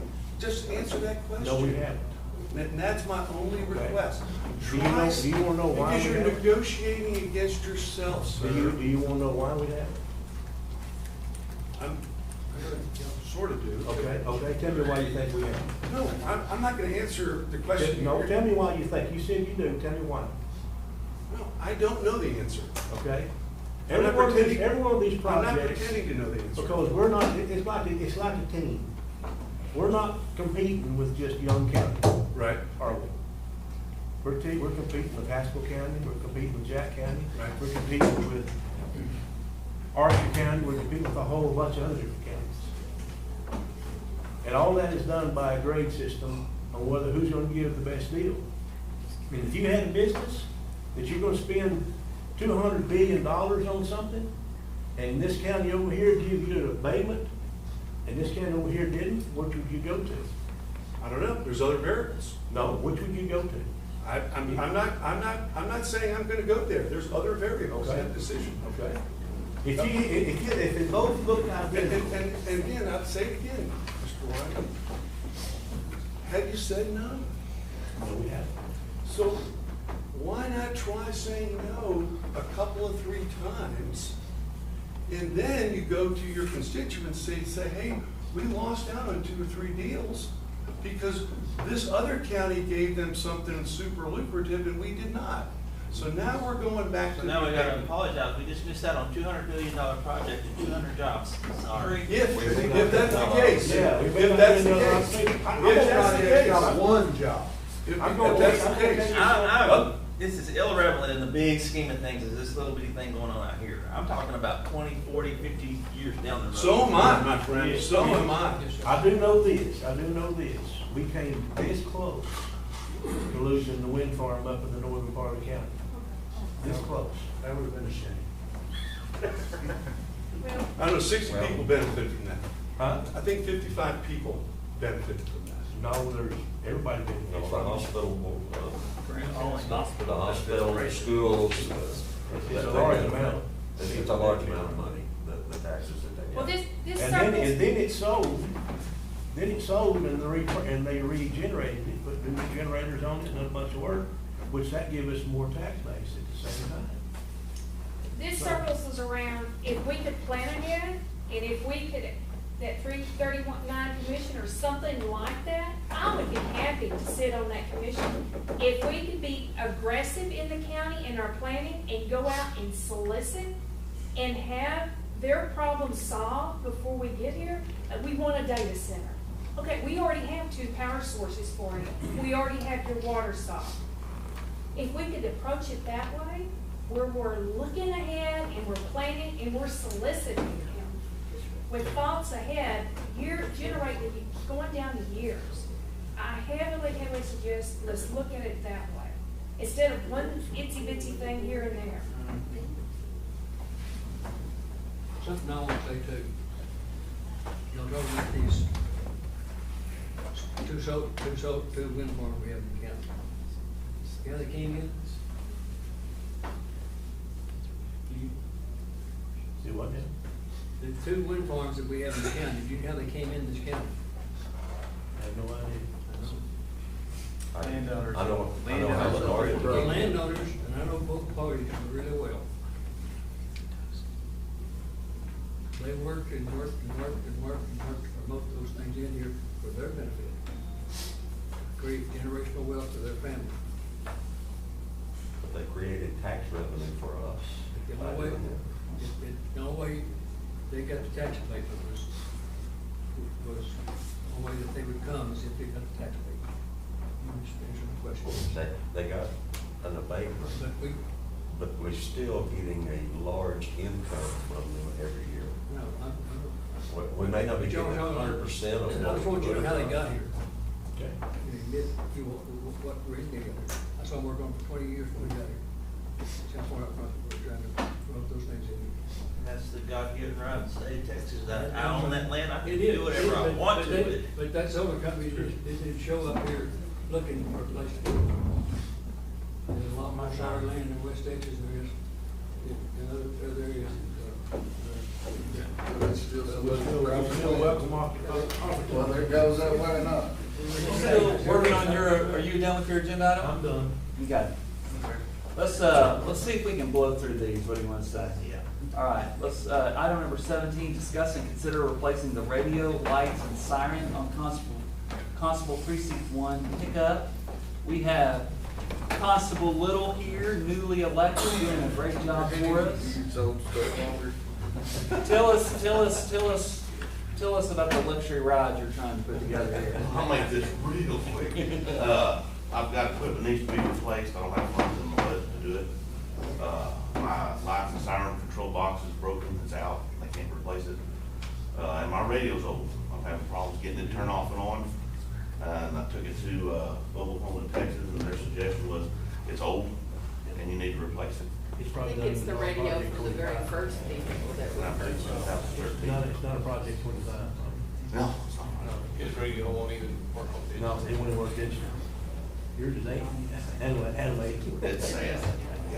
But it needs to be replaced. Good thing about it is if we can get the money to replace it now, we won't have to do it in the future if we get a new truck. They can just be pulled out and put in, and it will cost less to buy it now than it will in the future. Brian and I looked at a lot of options on this, and we kind of decided that there's still some life left in that truck. Yes. And so instead of, doing the whole thing now, we can do this littler thing, and then it'll probably still be salvageable when we do get him a new truck in a couple of years. Hopefully it'll last the rest of my time I won't be in the office. We did not, put the money is All right, not in can you his record budget. that in the minute? Yeah. He doesn't want a truck until the next constable. There. So we're needing 4,000. Yes, to do the whole thing is the 4,000. Yes, it's 4,000. So go over what it is and the 4,000 again, what's all in That's there? the cost to replace the radio, to get a program, to replace the control panel box for the lights and siren, and it also, the mounting of it, labor, everything. Your radio is the most expensive, but. Yes, it will be. And you are doing road stops and assistance out? A lot of my stuff now that I know y'all probably haven't seen me a whole lot, but I plan on doing a little more preventive patrolling in the neighborhood. Mhm. I make rounds out in the county. I'm interested in looking and helping with the gang board with some illegal dumping cases. I'm not a big traffic fan. I think most of y'all know I did that for 28 years. I don't plan on whatever, write a bunch of speed tickets or nothing. I'm gonna do some. Been there, done different that? things. Yes, sir. But yeah, I'm doing a little bit more out in the county. Okay. And he does not have that in the budget, and the only place really, again, would be, we haven't used a lot of the contingency until earlier this morning. I'd say I'd make a motion when you use money out of the given. We'll probably need it for the boilers at some point, the contingency, so we need to keep that in the back of our mind, that the boilers and that we've blown through with the damage, just the problems we're having, so. But, do we have, who was making a motion? So Commissioner Wiley's making a motion that we, use contingency for the $4,151.11 to trick out Constable Little's ride. Do we have a second? Second from Commissioner Shook. Any concerns or discussion? All in favor? Aye. Any opposed? Motion passes 5-0. Thanks, Brian. All right, so, Olney's been doing a really good job with this. This is item number 18, discuss and consider a tax fee for property in Olney from Zoro Investments for $2,400. So they basically, it's a tax foreclosure auction that they have sold this property. We get a cut of this, so thus we have to approve it because we have some outstanding taxes. There is a whole thing in our packet for that. Does anyone want more detail on that? Did y'all look at it? Does anyone entertain I'll entertain a motion to approve the tax sale. We have a motion from Commissioner Craig. We have a second from Commissioner Wiley. All in favor? Any opposed? Motion passes 5-0.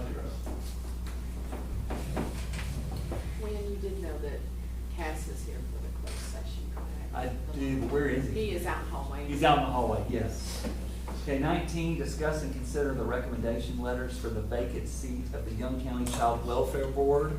I sit on that board, and they need 2 new members.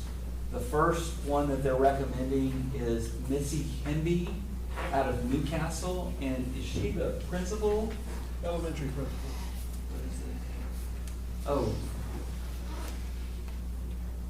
Oh, scratch that. We're going to withhold that agenda item. They haven't gotten the background checks back to be on that board. Okay. So we're gonna table that for a future meeting, but I fully suspect that the 2 people are gonna they're gonna ask us to nominate, but they just. We gotta do our best. They didn't get it back first yet. So the principal over hadn't had a background check yet. I guarantee the principal has it, the board hadn't gotten it back. You have to do a different one. They have to do them almost every year, those teachers and stuff, but. All right, let's move to item number 20, which is discuss, consider resolution number 120, fiscal year 2025. That's for the Rural Emergency Medical Services EMS funding in support of Senate Bill 1377 and House Bill 3000 to provide critical funding for the rural emergency medical services. So we've talked about this in the past. The House is considering, the state legislature is considering sending money to rural counties to help with their rural hospital systems, specifically the emergency management medical service out into the county. And we actually have 2 hospitals. We have Alney and Graham that would qualify. So this is the resolution that the county judges have kind of gotten together to draft. And that's Resolution 120, Rural Emergency Medical Service EMS funding, a resolution of the Commissioners Court of Young County, Texas, in support of Senate Bill 1377 and House Bill 3000 to provide critical funding for rural emergency medical services.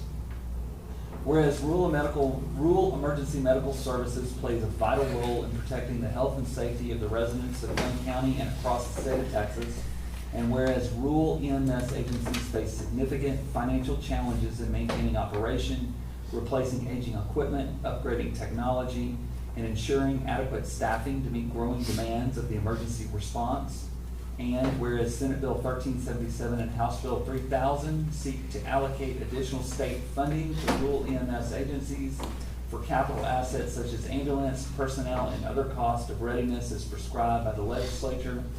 And whereas investing in rural EMS infrastructure will improve response time, enhance patient care, and ensure that the residents in rural areas receive timely and effective emergency medical services.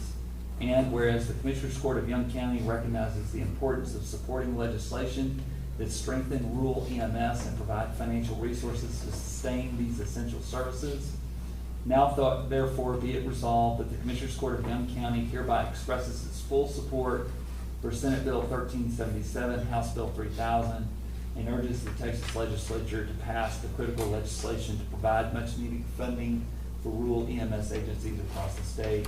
Be it further resolved that copies of this resolution be forwarded to the Governor of Texas, Lieutenant Governor, the Speaker of the House, the elected representatives of Young County, and the Texas Legislature, urging their support and swift passage of this bill, pass and approve this day. So most of the county judges in Texas have been really lobbying for this because these rural county EMS services are underwater. And I know in Young County, both of them have considered not serving outside of the city limits because they're so underwater doing that. Granted, we do give them a decent amount of money each for those services. What I'm hearing from the people that are giving me updates of what's going on at the house is that right now, they're not talking about funding, people, it's just equipment. And that's a big problem. The biggest cost is the people part, not the equipment.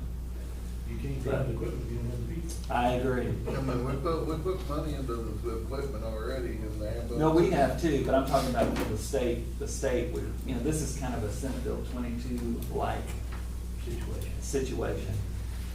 So I'm asking for a motion to pass Resolution 120. If this is passed, I'm gonna get it sent to the governor, lieutenant governor, I'm gonna get it to everybody who needs to see it.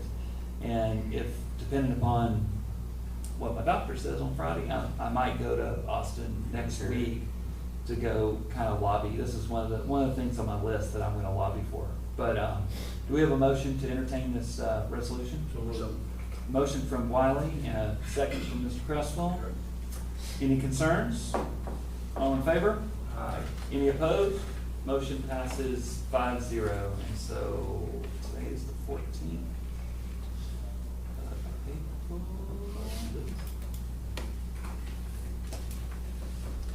Get your signatures, please.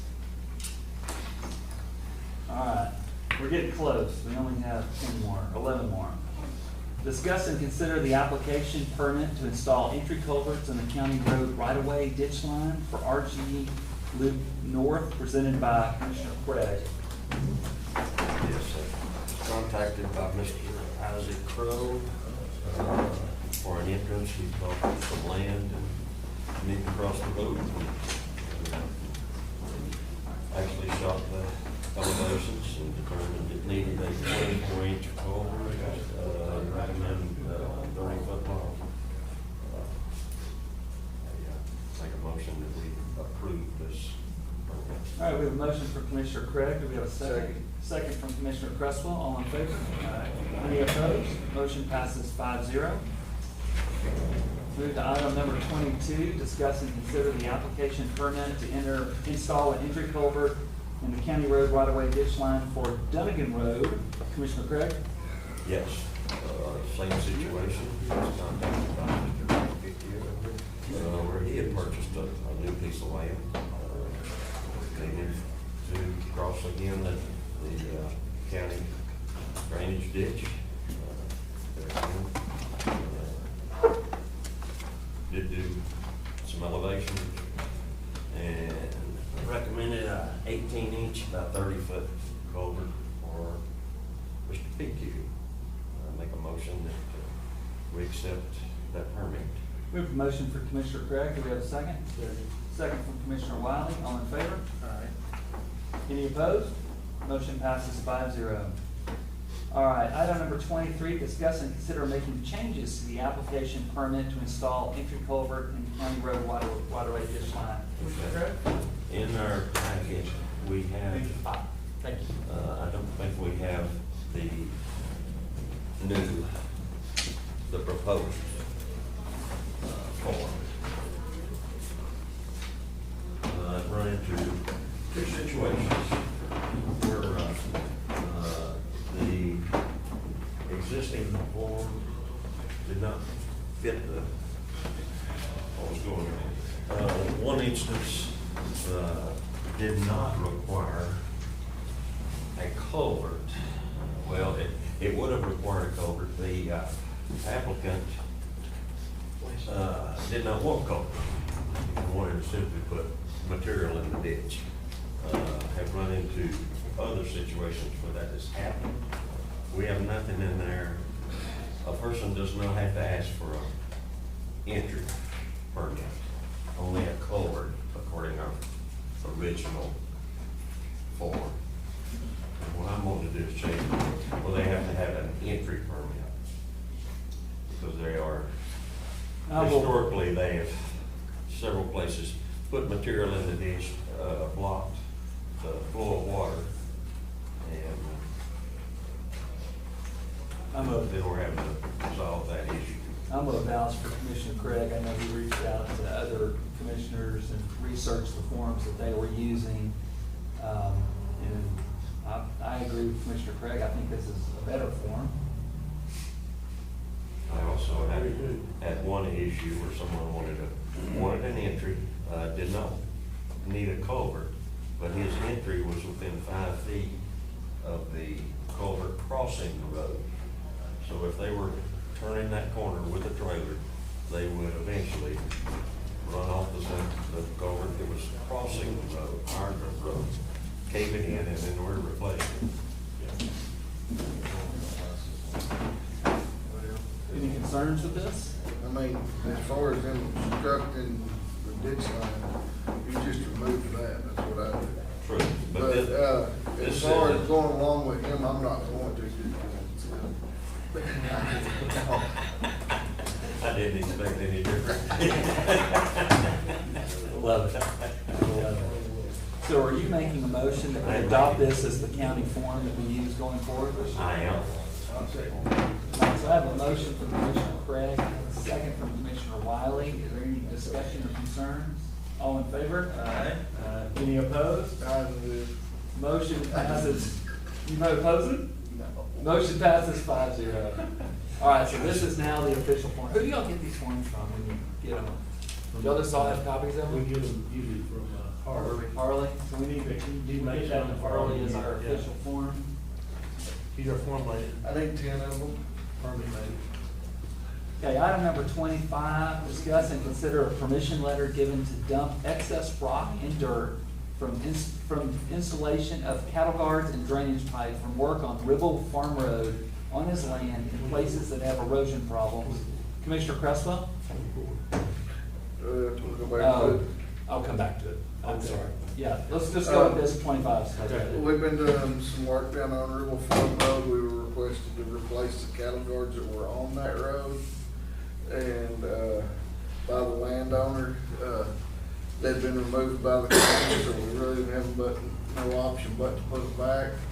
We've needed to get rid of some dirt, and Mr. Oliver has graciously let us get rid of it right there on his property handy, instead of having to haul it all the way back and forth. So. And you're making a motion? I'm making a motion that we, use his property to get rid of that. We have a motion. Do we have a second? Second from Commissioner Wiley. All in favor? Any opposed? Motion passes 5-0. All right, I'm going to back up because I skipped number 24, discuss relocating the Precinct 3 material yard in Almy, presented by Commissioner Craig. Tower Extrusion is wanting to expand their facilities, and it's adjacent to the 2 acres that I'm using for material yard. We have a lease from the city. There is a question, legal question, of whether the city owns the property or the Tower Extrusion does. But I don't feel like we should even stir that. I think there's I'm highly in favor of Tower expanding their facilities and increasing their tax base. I am working with not only city council, I think we've got a tentative agreement that I can have 2 acres of land at the Alny Convenience Center, and it will serve my purpose just as well, if not better. We are discussing rates that are in our favor. We do not have a proposal at this point because the council does not meet till tonight. So this is just discussion that to move forward with that until we can get a formal proposal. It sounds like this could be a win-win for everybody. I think this is a win. It's gonna cost a little money to move my material, but I think the advantages outweigh the present cost of that. Okay. Anything else? Thank you. Let's move to item number 26. Discuss and consider a permission text given to enter his property to do some cleanup to the creek from Jim Gaskin, presented by Commissioner Wiley. We installed a new culvert that's adjacent to the creek, it's going into Jim's. That's where it goes to flow and goes. And over the past few years, we've had such large amounts of rain over there, it's washed road materials across over into his, and it's built up a mound there where it doesn't like let the water drain completely out, it sits in there, and the culvert twists and turns, short the life of the culvert. So I got permission from him to let me go in there with my skid steer and clean all that out, fix it where the water does drain, so I'll make a motion. All right, we have a motion from Commissioner Wiley. We have a second from Commissioner Craig. You were a little slow. All in favor? Aye. Any opposed? 5-0. Item number 27, discuss and consider the body cam footage from Ribble Farm Road. Commissioner Cresswell, do we want to watch that? No, it's just, he gave permission to, there was a dispute over I guess, the ownership of property that was under one fence. We'd had permission from one property owner. The other property owner come over and said that it was theirs, they surveyed it and this, that, and that. Instead of getting in a dispute, the officer was there. He said, he had his body cam on, asked the man, so if we put, he's telling us we damaged his property, so I said, so if we put the dirt back on the property, you're good with that, and we remove the trees and stumps, and he said yes. So I wanted to make sure that we had a record of where he had told us we could enter that property from his own mouth, that we had that on record. So I did watch the footage. Deputy Austin Matthews was the sheriff deputy on, and I was very impressed, Stacy. You handled a very disgruntled landowner, and I was very impressed with how you handled him. Well, thank you. He really did a good job because he was upset. Upset enough a sheriff deputy had to come. So, do we? I think it's just good to make record of it a public record of it in the courts. So we have it on a DVD, right there. And I did, Timmy and I watched it, last week. But, okay, so is there a motion here? I'd just like to make a motion to keep that as public Okay. record. So Commissioner Wiley's making, or Commissioner Cresswell's making a motion to, retain the body cam footage as part of the court's record. Is there a second? Second from Commissioner Craig. All in favor? Any opposed? Motion passes 5-0. Discuss and consider the burn restrictions. Emergency Management Coordinator Moody is here. Any reason to change where we are right now? I don't think so. As I hope y'all saw, I hope you got the email. I lifted the burn ban that we had a week ago, maybe. I don't remember when I did. 2 weeks ago. Yeah. But I lifted that upon unanimous vote from the volunteer fire department chiefs, emergency management coordinator, Jerry Cook, TBM, and everyone else who's on that chat group that we have. So we will do no action and stay out of the burn ban right now. Let's recess and turn this off. Call her, turn this off and recess. Okay, let's take so we're gonna go into a closed session at 11:25, but we're gonna take a 12:25. 12:25, and we're gonna take a quick bathroom break. Can we get Harley down here to turn that off? Yeah. Wow, before I get down to the bottom. Yeah. If you want to. Yes. Why don't you, yeah. That's it. Oh, no, that's it.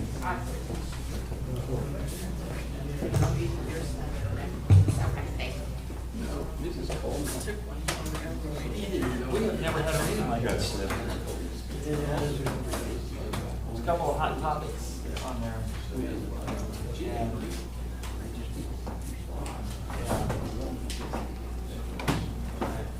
Thanks for your hard work.